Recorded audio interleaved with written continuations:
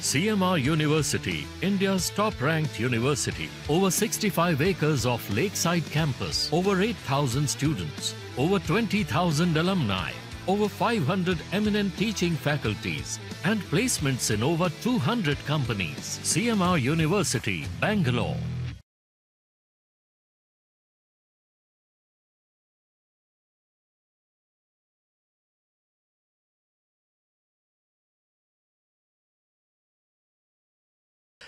ಗ್ರಾಮೀಣ ಭಾಗದಲ್ಲಿ ಕೆಲಸ ಮಾಡುವಂಥ ಪತ್ರಕರ್ತರು ಅವರಿಗೆ ಯಾವುದೇ ಸರ್ಕಾರಿ ಸೌಲಭ್ಯ ಸಿಗೋದಿಲ್ಲ. ಆ ಕಾರಣಕ್ಕೋಸ್ಕರ ಈ ಬಸ್ ಪಾಸ್ ಯೋಜನೆಯನ್ನು ಒಂದು ಅಗ್ರೆಸಿವ್ ಆಗಿ ತಗೊಂಡ್ವಿ. ದಾವಣಗೆರೆಯಲ್ಲಿ ನಡೆದ ಸಮ್ಮೇಳನದಲ್ಲಿ ನಾವು ಒಂದು ಸಾಲಿನ ನಿರ್ಣಯವನ್ನು ಹಕ್ಕೊತ್ತಾಯವನ್ನು CM ಮುಂದೆ ಮಂಡಿಸಿದ್ವಿ. ಅಲ್ಲಿ ಸಭೆಯಲ್ಲಿ ಆ ಸಮ್ಮೇಳನದಲ್ಲಿ ಮಾತನ್ನು ಕೊಟ್ಟರು. ಈಗ ಹಳ್ಳಿಗಾಡಿನಲ್ಲಿ ಇರ್ತಕ್ಕಂಥ ಜರ್ನಲಿಸ್ಟ್ಗಳಿಗೆಲ್ಲ ಬಸ್ ಪಾಸ್ ಬೇಕು ಅಂತ ಈ ಶಿವಾನಂದ ಯಾವಾಗಲೂ ನನಗೆ ಹಿಡಿತಿದ್ದ. ಆಯ್ತಪ್ಪ ಮಾಡ್ಕೋಣ ಅಂತ ಹೇಳಿ ಮಾಡ್ಕೊಂಡಿದ್ದೀನಿ. ಅದಾದ ನಂತರ ಅಂದ್ಕೊಂಡ ರೀತಿಯಲ್ಲಿ ಅವರು ಬಜೆಟ್ನಲ್ಲೂ ಕೂಡ ಅದನ್ನು ಸೇರಿಸಿದರು. ಜರ್ನಲಿಸಮ್ ಅನ್ನೋದು ನಾನು ತುಂಬ ಜನರಿಗೆ ಹೇಳ್ತೀನಿ, ಇದು ಒಂದು ಅಲಂಕಾರಿಕ ಹುದ್ದೆ ಅಲ್ಲ. ನೀವು ಯಾವಾಗಲೂ ಕೂಡ ಶೋಕಿಗಾಗಿ ಜರ್ನಲಿಸಮ್ಗೆ ಬರಬೇಡಿ, ಒಂದು ಬದ್ಧತೆಯನ್ನು ಇಟ್ಕೊಂಡು ಬನ್ನಿ.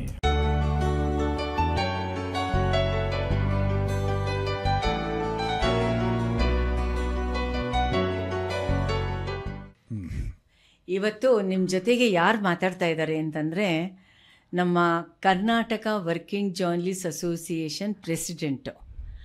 ನಿಮ್ಗಳಲ್ಲಿ ಮಾತ್ರ ಅಸೋಸಿಯೇಷನು, ಫೆಡರೇಷನ್ನು, ಆರ್ಗನೈಸೇಷನ್ ಅಲ್ಲ, ನಮ್ಮಲ್ಲೂ ಇದೆ.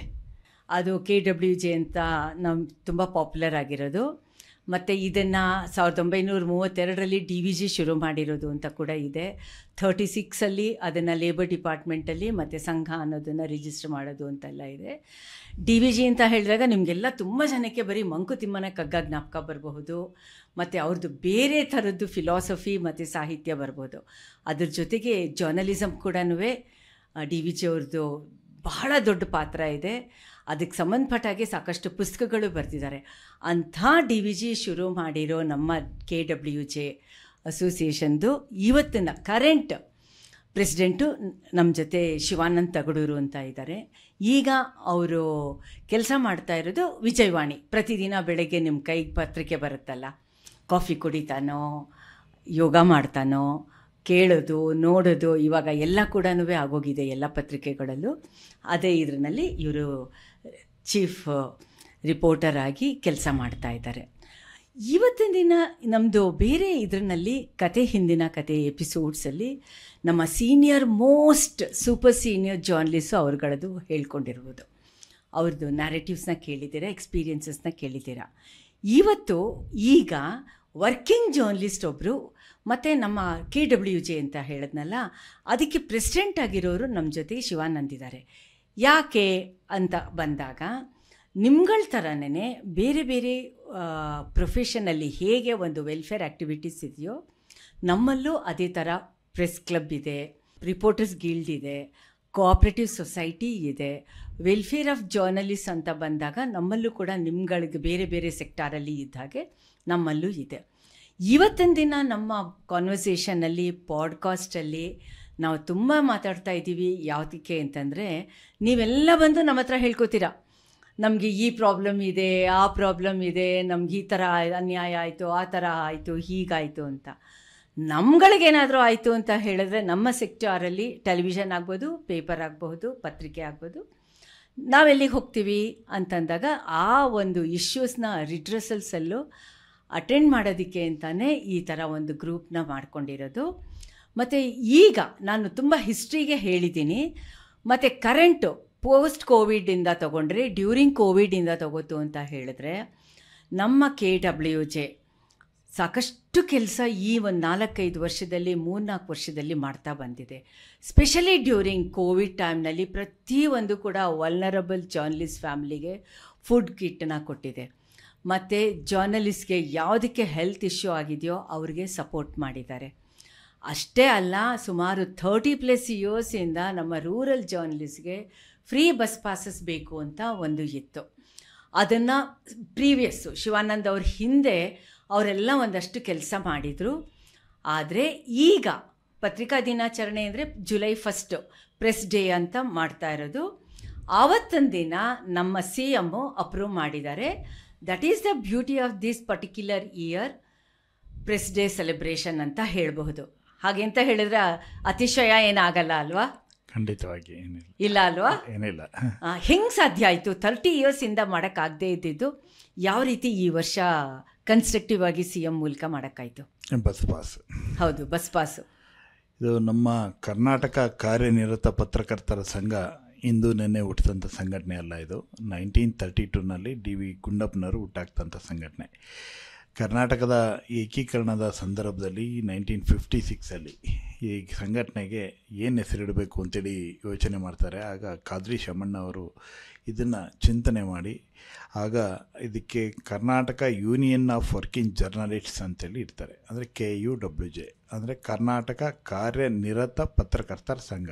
ಕಾರ್ಯ ಮರ್ತವ್ರಿಗಲ್ಲ ಇದು. ಅದರಲ್ಲೇ ಸ್ಪಷ್ಟಪಡಿಸ್ಬಿಟ್ಟಿದ್ದಾರೆ. ಭಾಳ ಬುದ್ಧಿವಂತಿಕೆಯಿಂದ ಈ ಹೆಸರನ್ನು ಕಾಯಿನ್ ಮಾಡಿದ್ದಾರೆ. ಅವಾಗಿಂದ ಇವತ್ತಿನವರೆಗೆ ಈ ಸಂಘಟನೆ ನಿರಂತರವಾಗಿ 93 ವಸಂತಗಳನ್ನು ಕಂಡಿರುವಂಥ ಬೃಹತ್ತಾದ, ಇಡೀ ದೇಶದಲ್ಲೇ ಬೃಹತ್ತಾದ ಸಂಘಟನೆ ಯಾವ್ದಾರು ಇದ್ದರೆ ಅದು KUWJ. ಇವತ್ತು ಎಲ್ಲ ಜಿಲ್ಲೆಗಳಲ್ಲಿ ಎಲ್ಲ ತಾಲೂಕುಗಳಲ್ಲೂ ಕೂಡ ಘಟಕಗಳನ್ನು ಹೊಂದಿರುವಂಥ 10,000ಕ್ಕೂ ಹೆಚ್ಚು ಜನರು ಕ್ರಿಯಾಶೀಲ ಸದಸ್ಯರನ್ನು ಹೊಂದಿರುವಂಥ ಬೃಹತ್ತಾದ ಸಂಘಟನೆ ಇದು. ಈ ಸಂಘಟನೆಯ ಬೇಡಿಕೆ ಸುಮಾರು 3 ದಶಕಗಳಿಂದ, ಅಂದರೆ ನಾನು ಈ ಸಂಘಕ್ಕೆ ಒಬ್ಬ ಮೆಂಬರ್ ಆಗಿ ಬಂದ ಸಂದರ್ಭದಲ್ಲೂ ಕೂಡ ಇದೇ ಬೇಡಿಕೆಯನ್ನು ಮಂಡಿಸ್ತಾ ಇದ್ದರು.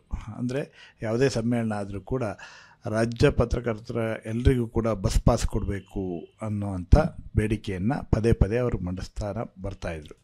ಅದಾದಮೇಲೆ ಆ ಸಂಘದ ಒಳಗಡೆ ಸುಮಾರು ವರ್ಷಗಳಿಂದ ಈ ಪ್ರಯತ್ನಗಳು ನಡೆದಿತ್ತು, ಆಗಿರಲಿಲ್ಲ. ನಾವು ಈ ಸಂಘಟನೆ ಚುಕ್ಕಾಣಿಯನ್ನು ಹಿಡಿದ ಮೇಲೆ ನಾವು ಇದನ್ನು ಯೋಚನೆ ಮಾಡಿದ್ವಿ, ಇದಕ್ಕೊಂದು ತಾರ್ಕಿಕ ಅಂತ್ಯವನ್ನು ಕೊಡಬೇಕು. ಗ್ರಾಮೀಣ ಭಾಗದಲ್ಲಿ ಕೆಲಸ ಮಾಡುವಂಥ ಪತ್ರಕರ್ತರು ಅವರಿಗೆ ಯಾವುದೇ ಸರ್ಕಾರಿ ಸೌಲಭ್ಯ ಸಿಗೋದಿಲ್ಲ. ಈ ಅಕ್ರೆಡಿಟೆಡ್ ಜರ್ನಲಿಸ್ಟ್ಗಳಿಗೆ ಸಿಕ್ಬಿಡುತ್ತೆ. ಆದರೆ ಗ್ರಾಮೀಣ ಭಾಗದಲ್ಲಿ ಯಾರೋ ಹೋಬಳಿ ಹೆಡ್ ಕ್ವಾರ್ಟ್ರಲ್ಲೋ ತಾಲೂಕು ಹೆಡ್ ಕ್ವಾರ್ಟ್ರಲ್ಲೋ ಕೆಲಸ ಮಾಡುವಂಥ ಪತ್ರಕರ್ತರಿಗೆ ಸರ್ಕಾರದ ಸೌಲಭ್ಯಗಳು ಸಿಗೋದಿಲ್ಲ. ಆ ಕಾರಣಕ್ಕೋಸ್ಕರ ನಾವೇನು ಮಾಡಿದ್ವಿ, ಈ ಬಸ್ ಪಾಸ್ ಯೋಜನೆಯನ್ನು ಒಂದು ಅಗ್ರೆಸಿವ್ ಆಗಿ ತೊಗೊಂಡ್ವಿ. ಈಗ ನಮ್ಮ KWJಯಿಂದ ಪ್ರತಿ ವರ್ಷ ಸಮ್ಮೇಳನವನ್ನು ಸಂಘಟನೆ ಮಾಡ್ತೀವಿ, ರಾಜ್ಯ ಪತ್ರಕರ್ತರ ಸಮ್ಮೇಳನ. 38ನೇ ರಾಜ್ಯ ಪತ್ರಕರ್ತರ ಸಮ್ಮೇಳನ ದಾವಣಗೆರೆಯಲ್ಲಿ ಆಯೋಜನೆ ಮಾಡಿದ್ವಿ. ಆ ಟೈಮಲ್ಲಿ ಮಾನ್ಯ ಮುಖ್ಯಮಂತ್ರಿಗಳು ಸಿದ್ದರಾಮಯ್ಯ ಅವರು ಬಂದು ಉದ್ಘಾಟನೆ ಮಾಡಿದರು. ಯಾವುದೇ ಸಮ್ಮೇಳನ ನಾವು ಆಯೋಜನೆ ಮಾಡಿದರೆ KWJಯಿಂದ ಅದರ ಮಾನ್ಯ ಮುಖ್ಯಮಂತ್ರಿಗಳೇ ಉದ್ಘಾಟನೆ ಮಾಡಿಕೊಂಡು ಬಂದಿರುವಂಥದ್ದು ಒಂದು ವಾಡಿಕೆ. ಅದನ್ನು ದಾವಣಗೆರೆಯಲ್ಲಿ ನಡೆದ ಸಮ್ಮೇಳನದಲ್ಲಿ ನಾವು ಒಂದು ಸಾಲಿನ ನಿರ್ಣಯವನ್ನು, ಹಕ್ಕೊತ್ತಾಯವನ್ನು CM ಮುಂದೆ ಮಂಡಿಸಿದ್ವಿ. ಈ ಬಾರಿ ಆದರೂ ನೀವು ಗ್ರಾಮೀಣ ಪತ್ರಕರ್ತರ ಬಸ್ ಪಾಸನ್ನು ಘೋಷಣೆ ಮಾಡಬೇಕು, ಜೊತೆಗೆ ಅದನ್ನು ಇಲ್ಲೇ ಘೋಷಣೆ ಮಾಡಬೇಕು, ಬಜೆಟಲ್ಲೂ ಅನೌನ್ಸ್ ಮಾಡಬೇಕು. ಇದು ನಾವು ನಿಮಗೆ ಸಲ್ಲಿಸುತ್ತಾ ಇರುವಂಥ ಅಂತಿಮ ಬೇಡಿಕೆ, ಮತ್ತೆ ಈ ಬಗ್ಗೆ ಅರ್ಜಿಯನ್ನು ಹಿಡಿದು ಬರೋದಿಲ್ಲ ಅಂತೇಳಿ ಹೇಳಿದ್ವಿ. ಅದಕ್ಕೆ ಅದೇ ಸಮ್ಮೇಳನದಲ್ಲಿ ಮಾನ್ಯ ಸಿದ್ದರಾಮಯ್ಯನವರು ನಮ್ಮ ಹಕ್ಕೊತ್ತಾಯಕ್ಕೆ ಮಾನ್ಯವನ್ನು ಮಾಡಿ ಕೂಡಲೇ ಅವರು ಆ ಸಭೆಯಲ್ಲೇ ಘೋಷಣೆ ಮಾಡಿದರು. ಭಾಳ ವರ್ಷಗಳಿಂದ ನೀವು ಕೇಳಿದ್ದೀರಿ, ಶಿವಾನಂದ ತಗಡೂರು ನಾನು ಬಿಡೋದಿಲ್ಲ, ಮತ್ತೆ ಮತ್ತೆ ಒತ್ತಾಯ ಮಾಡ್ತಾ ಇರ್ತಾರೆ ಅಂತೇಳಿ ಹೇಳಿ ಅದೇ ಸಭೆಯಲ್ಲಿ ಒತ್ತಾಯ ಮಾಡಿ ಅವರು ನಂತರ ಈ ಮುಂದೆ ಬರುವ ಬಜೆಟ್ನಲ್ಲಿ ನಾನು ಅದನ್ನು ಘೋಷಣೆ ಮಾಡ್ತೀನಿ ಅಂತೇಳಿ ಅಲ್ಲಿ ಸಭೆಯಲ್ಲಿ ಆ ಸಮ್ಮೇಳನದಲ್ಲಿ ಮಾತನ್ನು ಕೊಟ್ಟರು. ಈಗ ಹಳ್ಳಿಗಾಡಿನಲ್ಲಿ ಇರ್ತಕ್ಕಂಥ ಜರ್ನಲಿಸ್ಟ್ಗಳಿಗೆಲ್ಲ ಬಸ್ ಪಾಸ್ ಬೇಕು ಅಂತ ಈ ಶಿವಾನಂದ ಯಾವಾಗಲೂ ನನಗೆ ಹಿಡಿತಿದ್ದ. ಆಯ್ತಪ್ಪ ಮಾಡ್ಕೋಣ ಅಂತ ಹೇಳಿ ಮಾಡ್ಕೊಂಡಿದ್ದೀನಿ. ಅದಾದ ನಂತರ ಅಂದ್ಕೊಂಡ ರೀತಿಯಲ್ಲೇ ಅವರು ಬಜೆಟ್ನಲ್ಲೂ ಕೂಡ ಅದನ್ನು ಸೇರಿಸಿದರು. ಬಜೆಟ್ನಲ್ಲಿ ಸೇರಿಸಿದ ಮೇಲೆ ಅದನ್ನು ಯೋಜನೆಯನ್ನು ಕಾರ್ಯರೂಪಕ್ಕೆ ತರುವಂಥ ನಿಟ್ಟಿನಲ್ಲಿ ವಾರ್ತಾ ಇಲಾಖೆ ಕ್ರಿಯಾಶೀಲವಾಗಿ ಕೆಲಸ ಮಾಡಬೇಕು. ಹೀಗಾಗಿ ಹೇಗೆ ಅದನ್ನು ಬಸ್ ಪಾಸನ್ನು ಜಾರಿ ಮಾಡ್ಬೋದು, ಏನು ಎತ್ತ, ಸಾರಿಗೆ ಇಲಾಖೆ ಜೊತೆ ಹೇಗೆ ಸಮನ್ವಯತೆ ಸಾಧ್ಯ, ಇದೆಲ್ಲ ಹಾಗೆ ಗೌರ್ಮೆಂಟ್ ಆರ್ಡರ್ ಆಗಿ ಮೊನ್ನೆ ಪತ್ರಿಕಾ ದಿನಾಚರಣೆಯ ದಿನ ಜುಲೈ 1ನೇ ತಾರೀಕು ಎಲ್ಲ ಜರ್ನಲಿಸ್ಟ್ಗಳಿಗೆ ಅದು ಪತ್ರಕರ್ತರ ಬಸ್ ಪಾಸ್ ಅದು ಸಿಗಬೇಕು ಅನ್ನೋದು ನಮ್ಮದೇನು ಆಸೆ ಇತ್ತು, ಕನಸಿತ್ತು, ಅದು ಬೇಡಿಕೆ ಈಡೇರಿದಂಥ ದಿನ. ಮಾನ್ಯ ಮುಖ್ಯಮಂತ್ರಿಗಳು ಆ ಯೋಜನೆಗೆ ಚಾಲನೆಯನ್ನು ಕೊಟ್ಟಂಥ ದಿನ. ಹಾಗಾಗಿ ಇದೊಂದು ನಮ್ಮ ಪಾಲಿಗೆ, ವೃತ್ತಿ ಬಾಂಧವರಿಗೆ, ರೂರಲ್ ಜರ್ನಲಿಸ್ಟ್ಗಳಿಗೆ ಒಂದು ಸೌಲಭ್ಯ ಕೊಡಿಸಿದ್ವಲ್ಲ ಅನ್ನೋವಂಥ ಹೆಮ್ಮೆ, ಹಿಗ್ಗು ನಮಗಿದೆ.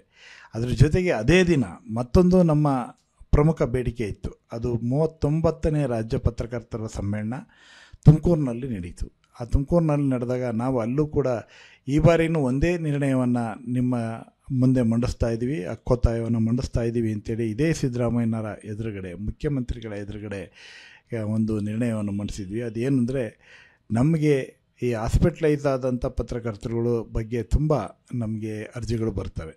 ಯಾರೋ ಆಕ್ಸಿಡೆಂಟ್ ಆಯಿತು, ಅಥವಾ ಮನೆಯಲ್ಲಿ ಹುಷಾರಿಲ್ಲ, ತಾಯಿ ತಂದೆ ಹುಷಾರಿಲ್ಲ, ಜರ್ನಲಿಸ್ಟ್ಗಳಿಗೆ ಹುಷಾರಿಲ್ಲ, ಈ ಥರದ ಸಮಸ್ಯೆಗಳು ಬಂದ ಸಂದರ್ಭದಲ್ಲಿ ನಾವು ಅವ್ರನ್ನ ಅರ್ಜಿ ಹಿಡ್ಕೊಂಡು ಮುಖ್ಯಮಂತ್ರಿಗಳ ಪರಿಹಾರ ನಿಧಿಯಿಂದ 1 ಲಕ್ಷ 2 ಲಕ್ಷ ಅಥವಾ 5 ಲಕ್ಷ ಈ ಥರ ಕೊಡಿಸುವಂಥ ಪ್ರಯತ್ನವನ್ನು ಮಾಡ್ತೀವಿ. ಆದರೆ ಇದನ್ನು ನಿರಂತರ ಅರ್ಜಿ ಹಿಡ್ಕೊಂಡು ಹೋಗಿ ಆ ಕೆಲಸವನ್ನು ನಾವು ಮಾಡ್ತಾನೇ ಇರಬೇಕು. ಅದಕ್ಕೋಸ್ಕರ ನಾವು ಪತ್ರಕರ್ತರಿಗಾಗಿ, ಜರ್ನಲಿಸ್ಟಿಗಾಗಿ ಒಂದು ಹೆಲ್ತ್ ಸ್ಕೀಮನ್ನು ಕೊಡಿ ಅಂತೇಳಿ ನಾವು ಹಕ್ಕೊತ್ತಾಯವನ್ನು ಮಂಡಿಸಿದ್ವಿ. ಆಗ ಅದಕ್ಕೆ ಕೂಡಲೇ ಅದೇ ಸಮ್ಮೇಳನದಲ್ಲಿ, ತುಮಕೂರಿನಲ್ಲಿ ನಡೆದ ಸಮ್ಮೇಳನದಲ್ಲಿ ಮಾನ್ಯ ಮುಖ್ಯಮಂತ್ರಿಗಳು ಅಲ್ಲೇ ಘೋಷಣೆಯನ್ನು ಮಾಡಿದರು. ಘೋಷಣೆ ಮಾಡಿದ್ದಷ್ಟೇ ಅಲ್ಲ, ಅವರು ಬಜೆಟ್ನಲ್ಲೂ ಕೂಡ ಆ ಹೆಲ್ತ್ ಸ್ಕೀಮನ್ನು ತರ್ತೀವಿ ಅಂತೇಳಿ ಹೇಳಿ ಬಂದರು. ಬಜೆಟ್ನಲ್ಲೂ ಕೂಡ ಅದನ್ನು ಘೋಷಣೆ ಮಾಡಿದರು. ಬಜೆಟಲ್ಲಿ ಯಾಕೆ ಘೋಷಣೆ ಮಾಡೋದು ಭಾಳ ಮುಖ್ಯ ಆಗುತ್ತೆ ಅಂದರೆ, ಅದಕ್ಕೊಂದು ಫೈನಾನ್ಷಿಯಲ್ ಇಂಪ್ಲಿಕೇಶನ್ ಇರುತ್ತೆ, ಬಜೆಟ್ ಆಗುತ್ತೆ. ಈಗ ನೀವು ಯಾವುದೇ ಯೋಜನೆ ಇಂಪ್ಲಿಮೆಂಟ್ ಮಾಡುವಾಗ ದುಡ್ಡಿಲ್ಲ ಅಂದರೆ ಆಗೋದಿಲ್ಲ. ಹಾಗಾಗಿ ಆ ಯೋಜನೆಯನ್ನು ಬಜೆಟ್ನಲ್ಲಿ ಘೋಷಣೆ ಮಾಡಿದರು. ಬಜೆಟ್ನಲ್ಲಿ ಘೋಷಣೆ ಮಾಡಿದ ಯೋಜನೆಯನ್ನು ಆದರೆ ನಮಗೆ ನಾವೆಲ್ಲರೂ ವೃತ್ತಿ ಬಾಂಧವರು ಎಲ್ಲರೂ ಸಂಭ್ರಮ ಪಡುವಂಥ ದಿನ ಅಂದರೆ ಪತ್ರಿಕಾ ದಿನಾಚರಣೆ. ಜುಲೈ 1 1943ನಲ್ಲಿ ಮಂಗಳೂರು ಸಮಾಚಾರ ಶುರುವಾದಂಥ ದಿನಪತ್ರಿಕೆ ದಿನವನ್ನು ನಾವು ಈ ಪತ್ರಿಕಾ ದಿನಾಚರಣೆಗೆ ಆಚರಣೆ ಮಾಡ್ತೀವಿ. ಹಾಗಾಗಿ ಆ ದಿನವೇ ಅದನ್ನು ಕೂಡ ಜಾರಿಗೆ ಕೊಡಬೇಕು ಅಂತೇಳಿ ನಾವು ತುಂಬ ಅವ್ರ ಮೇಲೆ ಒತ್ತಾಯವನ್ನು ಮಾಡಿದ್ವಿ. ಆ ಕಾರಣಕ್ಕೋಸ್ಕರ ಅವರು ಕೂಡಲೇ ಈ ಬಗ್ಗೆ ಗಮನವನ್ನು ಹರಿಸಿ ಕೂಡ ಇದೇ ಜುಲೈ 1ನೇ ತಾರೀಕು ಮೊನ್ನೆ ಅಷ್ಟೇ ಮುಖ್ಯಮಂತ್ರಿಗಳ ಮಾಧ್ಯಮ ಸಂಜೀವಿನಿ ಅಂತೇಳಿ ಆ ಯೋಜನೆ ಜಾರಿಗೆ ಕೊಟ್ಟಂಥ ದಿನ. ಹಾಗಾಗಿ ಎರಡೂ ಯೋಜನೆಗಳು, ಒಂದು ಗ್ರಾಮೀಣ ಪತ್ರಕರ್ತರಿಗೆ ಉಚಿತ ಬಸ್ ಪಾಸ್, ಮತ್ತೊಂದು ಮುಖ್ಯಮಂತ್ರಿಗಳ ಮಾಧ್ಯಮ ಸಂಜೀವಿನಿ ಯೋಜನೆ, ಇವೆರಡೂ ಯೋಜನೆಗಳನ್ನು ಜಾರಿಗೆ ಕೊಟ್ಟಂಥ ಒಂದು ಐತಿಹಾಸಿಕವಾದ ದಿನ ಜುಲೈ 1ನೇ ತಾರೀಕು. ಆ ಕಾರಣಕ್ಕಾಗಿ ನಮಗೆ ಹೆಮ್ಮೆ, ಹಿಗ್ಗು, ಅಭಿಮಾನ. ಆ್ಯಕ್ಚುಲಿ ಇದಕ್ಕೆ ಮುಂಚೆ ನಮಗೆ ಆಯುಷ್ಮಾನ್ ಭವ ಈ ಥರದ್ದು ಬೇರೆ ಹೆಲ್ತ್ ಸ್ಕೀಮಲ್ಲೂ ಕೂಡ ನಮಗೆ ಸ್ಪೆಷಲ್ ಪ್ರಯಾರಿಟಿ ಕೊಟ್ಟಿದ್ರಲ್ವ ಜರ್ನಲಿಸ್ಟ್ಗಳಿಗೆ? ಇಲ್ಲ, ಆಯುಷ್ಮಾನ್ ಕಾರ್ಡನ್ನು ಕೊಡ್ತೀವಿ ಅಂತೇಳಿ ಹೇಳಿದರು. ಆ ಯೋಜನೆಗೆ ಪತ್ರಕರ್ತರನ್ನ ವ್ಯಾಪ್ತಿ ಅದರಲ್ಲಿ ತರ್ತೀವಿ ಅಂತ. ಆದರೆ ಆ ಯೋಜನೆ ಫಲಪ್ರದ ಆಗಲಿಲ್ಲ. ನಾನಾ ಕಾರಣಕ್ಕಾಗಿ ಅದು ವಿಫಲ ಆಯಿತು. ಆ ಕಾರಣಕ್ಕೋಸ್ಕರ ನಾವು ಜರ್ನಲಿಸ್ಟ್ಗಾಗಿ ಪ್ರತ್ಯೇಕವಾದ ಹೆಲ್ತ್ ಸ್ಕೀಮ್ ತರಬೇಕು ಅಂತೇಳಿ ಒತ್ತಾಯ ಮಾಡಿದ್ದು. ಹಾಗಾಗಿ ಆ ಯೋಜನೆ ಈಗ ಜಾರಿಗೆ ಬಂದಿದೆ. ಮೊದಲ ಹಂತದಲ್ಲಿ ಯಾರು ಅಕ್ರೆಡಿಟೇಟ್ ಜರ್ನಲಿಸ್ಟ್ಗಳಿದ್ದಾರೆ ಅಂಥವ್ರೆಲ್ಲರಿಗೂ ಕೂಡ ಕೂಡಲೇ ಆ ಯೋಜನೆಯ ಸೌಲಭ್ಯ ಸಿಗುತ್ತೆ. ಅಂದರೆ ಆ ಯೋಜನೆ ಅಂದರೆ ಗಂಡ ಹೆಂಡತಿ ಅಥವಾ ಅವರ ಜೊತೆಗೆ ತಾಯಿ ತಂದೆ, ಅಥವಾ ಇಲ್ಲ ಅಂದರೆ ಅವರಿಬ್ಬರು ಮಕ್ಕಳು, ಒಟ್ಟು 4 ಜನ ಒಂದು ಯೂನಿಟ್ ಅಂತ ಮಾಡಿದ್ದಾರೆ. ಆ ಥರ ಆ ಯೋಜನೆಯನ್ನು ಜಾರಿಗೆ ಕೊಡ್ತಾ ಇದ್ದಾರೆ. 5 ಲಕ್ಷದ ತನಕ ನಗದು ರಹಿತ ಚಿಕಿತ್ಸೆಯನ್ನು ಎನ್ಪಾಲ್ಮೆಂಟ್ ಅವಯವ ಆಗಿದ ಹಾಸ್ಪಿಟಲ್ ಅಲ್ಲಿ ಚಿಕಿತ್ಸೆಯನ್ನು ಪಡ್ಕೊಂಡು, ಅದೇ ಸೇಮ್ ಆರೋಗ್ಯ ಇದು ಆಯುಷ್ಮಾನ್ ಏನಿದೆಯೋ ಅದೇ ಯಶಸ್ವಿನಿ ಯೋಜನೆ ಇದೆಯಲ್ಲ ಹಾಗೆ. ಅಷ್ಟರ ಮಟ್ಟಿಗೆ ಆ ಯೋಜನೆ ನಮಗೆ ಫಲಪ್ರದ ಆಗಿದೆ. ಓಕೆ, ಈ ನಮ್ಮ ಕಾನ್ವರ್ಸೇಷನ್ನು, ಈ ಒಂದು ಮಾತುಕತೆನ ನಾವು ಜುಲೈ ಮಂತು ಫಸ್ಟ್ ವೀಕಲ್ಲೇ ನಾವು ರೆಕಾರ್ಡ್ ಮಾಡ್ಕೋತಾ ಇರೋದು. ಹಾಗಾಗಿ ಈಗ ಜುಲೈದು ಒಂದು 4-5 ದಿನದ ಹಿಂದೆ ಆಗಿರೋ ಅನೌನ್ಸ್ಮೆಂಟ್ಸು ನಮ್ಮೆಲ್ರಿಗೂ ತುಂಬಾ ಖುಷಿ ತಂದಿದೆ. ಆಮೇಲೆ ಇದೊಂದು ಕಲೆಕ್ಟಿವ್ ಎಫರ್ಟ್. ಇದು ಶಿವಾನಂದ ಅವರ ಒಂದು ಲೀಡರ್ಶಿಪ್ಪಲ್ಲಿ ಸಾಕಷ್ಟು ಜನ ಇದಕ್ಕೆ ಕೆಲಸ ಕೂಡ ಮಾಡಿದ್ದಾರೆ. ತುಂಬ ಜನ ಹಿಂದೆನೂ ಮಾಡಿದರು, ಇವತ್ತಿಗೂ ಮಾಡ್ತಾ ಇದ್ದಾರೆ. ಇವತ್ತಿನ ದಿನ ಕಾನ್ವರ್ಸೇಷನ್ ಹೈಲೈಟ್ ಮಾಡ್ತಾ ಇರೋದು ಇಷ್ಟು ವರ್ಷ ಆಗಿಲ್ಲ ಅಲ್ಲ, ಈ ವರ್ಷ ಇಷ್ಟಿಷ್ಟೊಂದೆಲ್ಲ ಒಳ್ಳೇದಾಗ್ತಾ ಇದೆ ಹೇಗೆ ಅನ್ನೋದನ್ನು ಡಿಸ್ಕಸ್ ಮಾಡೋದಕ್ಕೆ ಅಂತ ನಾವು ಇದನ್ನು ಒಂದು ನಮ್ಮ ಪಾಡ್ಕಾಸ್ಟಲ್ಲಿ ನಾವು ಮಾತಾಡ್ತಾ ಇದ್ದೀವಿ. ಇವಾಗ ನೀವು ಇಷ್ಟೊಂದೆಲ್ಲ ಒಳ್ಳೆಯ ವಿಷಯಗಳನ್ನು ಹೇಳಿದ್ರಿ. ಇದು ಒಂದು ಡೈರೆಕ್ಟಾಗಿ ಒಂದು ಎಮೋಷ್ನಲ್ ಇಶ್ಯೂಸು, ಹೆಲ್ತ್ ಅಂತ ಬಂದಾಗ ಒಂದು ಎಮರ್ಜೆನ್ಸಿ ಆಗುತ್ತೆ. ಇದ್ರ ಜೊತೆಗೆ ಬೇರೆ ತರಹ ಈ ಇಶ್ಯೂಗಳನ್ನು ಏನು ತೊಗೊಂಡಿದ್ದೀರಾ? ಮತ್ತು ಇವತ್ತಿನ ದಿನ ಪ್ರೆಸ್ ಡೇ ಅಂತ ಹೇಳಬೇಕಾದ್ರೆ ಬರೀ ಪತ್ರಿಕೆ ತೊಗೊಳಕ್ಕಾಗೋದಿಲ್ಲ, ಟೆಲಿವಿಷನ್ನು ಕೂಡ ತೊಗೋಬೇಕಾಗತ್ತೆ, ಎಲೆಕ್ಟ್ರಾನಿಕ್ ಆ್ಯಂಡ್ ಅರ್ಧಂಬರ್ಧ ಸೋಷಿಯಲ್ ಮೀಡಿಯಾನೂ ಬರುತ್ತಾ ಇವಾಗ ಇದರಲ್ಲಿ? ಎಲ್ಲರೂ ಬರ್ತಾರೆ. ಅದರಲ್ಲಿ ಪ್ರಿಂಟ್ ಮೀಡಿಯಾ ಮುಂಚೆ ಓನ್ಲಿ ಪ್ರಿಂಟ್ ಮೀಡಿಯಾ ಅಂತೇಳಿ ಇತ್ತು. ಅದಾದಮೇಲೆ ನಂತರ ಆಕಾಶವಾಣಿ ಅಂತೇಳಿ ಅವರು ರೇಡಿಯೋ ಅವರು ಕೂಡ ನಾಗಮಣಿ ಹೆಸರಾವ್ ಬಹುಶಃ ನಿಮಗೆ ಗೊತ್ತಿರುವ ಅವರು ನಮ್ಮಲ್ಲಿ ಕಮಿಟಿ ಮೆಂಬರ್ ಆಗಿದ್ದರು ಕೆ ಡಬ್ಲ್ಯೂ ಜೆಗೆ ಇಂದಿರಾ ಗಾಂಧಿ ಬಂದ ಸಂದರ್ಭದಲ್ಲಿ ಅವರಿಗೆ ಹಾರ ಹಾಕಿದಂಥವ್ರು ಯಾರು ಅಂದರೆ ನಾಗಮಣಿ ಹೆಸರಾವ್ ಏಕೈಕ ಮಹಿಳೆ ಇದ್ದಿದ್ದು. ನಾಗಮಣಿ ಹೆಸರಾವ್ ಅಂದರೆ ನಿಮ್ಗೆ ತುಂಬ ಜನಕ್ಕೆ ಗೊತ್ತಿರುತ್ತೆ ಅಂತ ಸ್ವಲ್ಪ ಸೀನಿಯರ್ಸ್ಗೆ. ಪ್ರದೇಶ ಸಮಾಚಾರ ಓದುತ್ತಿರುವವರು ನಾಗಮಣಿ ಹೆಸರಾವ್. ಹೌದು, ವೆರಿ ನೈಸ್ ಲೇಡಿ. ಹಾಗಾಗಿ ಈ ಥರದ ನಂತರ ಆಕಾಶವಾಣಿಯವರು ಸೇರ್ಕೊಂಡು ನಮ್ಮಲ್ಲಿ ಮೆಂಬರ್ಶಿಪ್ಪನ್ನು ಅವ್ರಿಗೂ ಓಪನ್ ಅಪ್ ಮಾಡಿದ್ವಿ. ಅದಾದಮೇಲೆ ವಿಜುವಲ್ ಮೀಡಿಯಾ ಬಂತು. ಮುಂಚೆ DD1 ಬಿಟ್ಟರೆ ಯಾವುದೂ ಇರಲಿಲ್ಲ. ಅದಾದಮೇಲೆ ETV ಬಂತು, ಬೇರೆ ಬೇರೆ ಉದಯ TV ಬಂತು. ಈ ಥರದ ಎಲ್ಲ ಟಿವಿಗಳು ಬರಲಿಕ್ಕೆ ಶುರು ಆದರು. ಅದರಿಂದ ಜರ್ನಲಿಸ್ಟ್ಗಳು ತುಂಬ ಜನರು ಅದರೊಳಗಡೆ ಬರಲಿಕ್ಕೆ ಅವರೆಲ್ಲರೂ ಮೆಂಬರ್ ಇದ್ದಾರೆ ನಮ್ಮಲ್ಲಿ. ಇದಾದಮೇಲೆ ಸೋಷಿಯಲ್ ಮೀಡಿಯಾ ಬಂತು. ಅದರಲ್ಲಿ ಡಿಜಿಟಲ್ ಮೀಡಿಯಾ ಬಂದ ಸಂದರ್ಭದಲ್ಲಿ ಅವ್ರಿಗೂ ಅವರ ಎಕ್ಸ್ಪೀರಿಯೆನ್ಸ್ ಆಧಾರದ ಮೇಲೆ ಅಂದರೆ ಆ ವೃತ್ತಿಬದ್ಧತೆಯನ್ನು ನೋಡಿಕೊಂಡು ಅಂಥವ್ರಿಗೂ ಕೂಡ ನಾವು ಮೆಂಬರ್ಶಿಪ್ಪನ್ನು ಓಪನ್ ಅಪ್ ಮಾಡಿದ್ದೀವಿ. ಈ ಥರ ಎಲ್ಲರನ್ನ ಒಳಗೊಳ್ಳುವ ಕೆಲಸವಾಗಿ ನಾವು ಇದನ್ನು KWJನ ಬೆಳೆಸ್ತಾ ಇದ್ದೀವಿ. ಇದರೊಳಗಡೆ ಯಾರಿಗೋ ಒಬ್ಬರಿಗೆ ಇದು ಅಂತೆ KWJ ಅಂತ ಹೇಳಲ್ಲ, ಇದರ ನಾನಾ ಸೆಕ್ಟರ್ನಲ್ಲಿ ಬರ್ತಾರೆ. ಈಗ ಸಪೋಸ್ ಕೋವಿಡ್ ಸಂದರ್ಭದಲ್ಲಿ ತುಂಬ ಜನ ಜರ್ನಲಿಸ್ಟ್ಗಳು ಸಂಕಷ್ಟಕ್ಕೊಳಗಾದರು, ಕೆಲವರು ಹಾಸ್ಪಿಟ್ಲೈಸ್ ಆದರು, ಚಿಕಿತ್ಸೆ ದುಡ್ಡಿಲ್ಲದೆ ಪರದಾಡಿರು, ಕೆಲವರು ಜೀವವನ್ನು ತೆತ್ತರು. ಆ ಸಂದರ್ಭದಲ್ಲಿ ಆ ಜರ್ನಲಿಸ್ಟ್ ನಂಬಿ ಫ್ಯಾಮಿಲಿ ಇತ್ತು. ಆ ಥರದ ಹೊತ್ತಿನಲ್ಲಿ ನಾವು ಯೋಚನೆ ಮಾಡಿದ್ವಿ ಏನು ಮಾಡ್ಬೋದು. ಭಾಳ ಜನರು ನಿಮಗೆ ಆಶ್ಚರ್ಯ ಆಗುತ್ತೆ, ಅತಿ ಹೆಚ್ಚು ಜರ್ನಲಿಸ್ಟ್ಗಳು ಅಂದರೆ ಕ್ಯಾಮ್ರಾಮನ್ಗಳು ಜಾಸ್ತಿ ಡೆತ್ ಆಗಿದ್ದು. ಕಾರಣ ಏನಂದರೆ ಎಲ್ಲೋ ಕುಳಿತು ನಾವು ವರದಿಗಾರ ಹೋಗೋಕ್ಕಿಂತ ಎಲ್ಲೋ ನಮ್ಮ ಹೆಡ್ ಆಫೀಸ್ನಲ್ಲಿ ಹೇಳ್ತಾರೆ ನೀನು ಆಸ್ಪತ್ರೆಯಲ್ಲಿ ವಿಜುವಲೈಸ್ ಮಾಡಿ ಅದನ್ನು ಕಳಿಸ್ಬೇಕು ಅಥವಾ ಇನ್ನೊಂದು ಕಳಿಸ್ಬೇಕು. ಈ ಕೋವಿಡ್ ಅಂದರೆ ಆಗ ಅದೊಂದು ಭಯಂಕರ MR ಥರ ನಮಗೆ ಕಾಣ್ತಾ ಇದ್ದಂಥವ್ರು ಏನು ಮಾಡಬೇಕು ಅಂತ ಗೊತ್ತಾಗ್ತಿರ್ಲಿಲ್ಲ.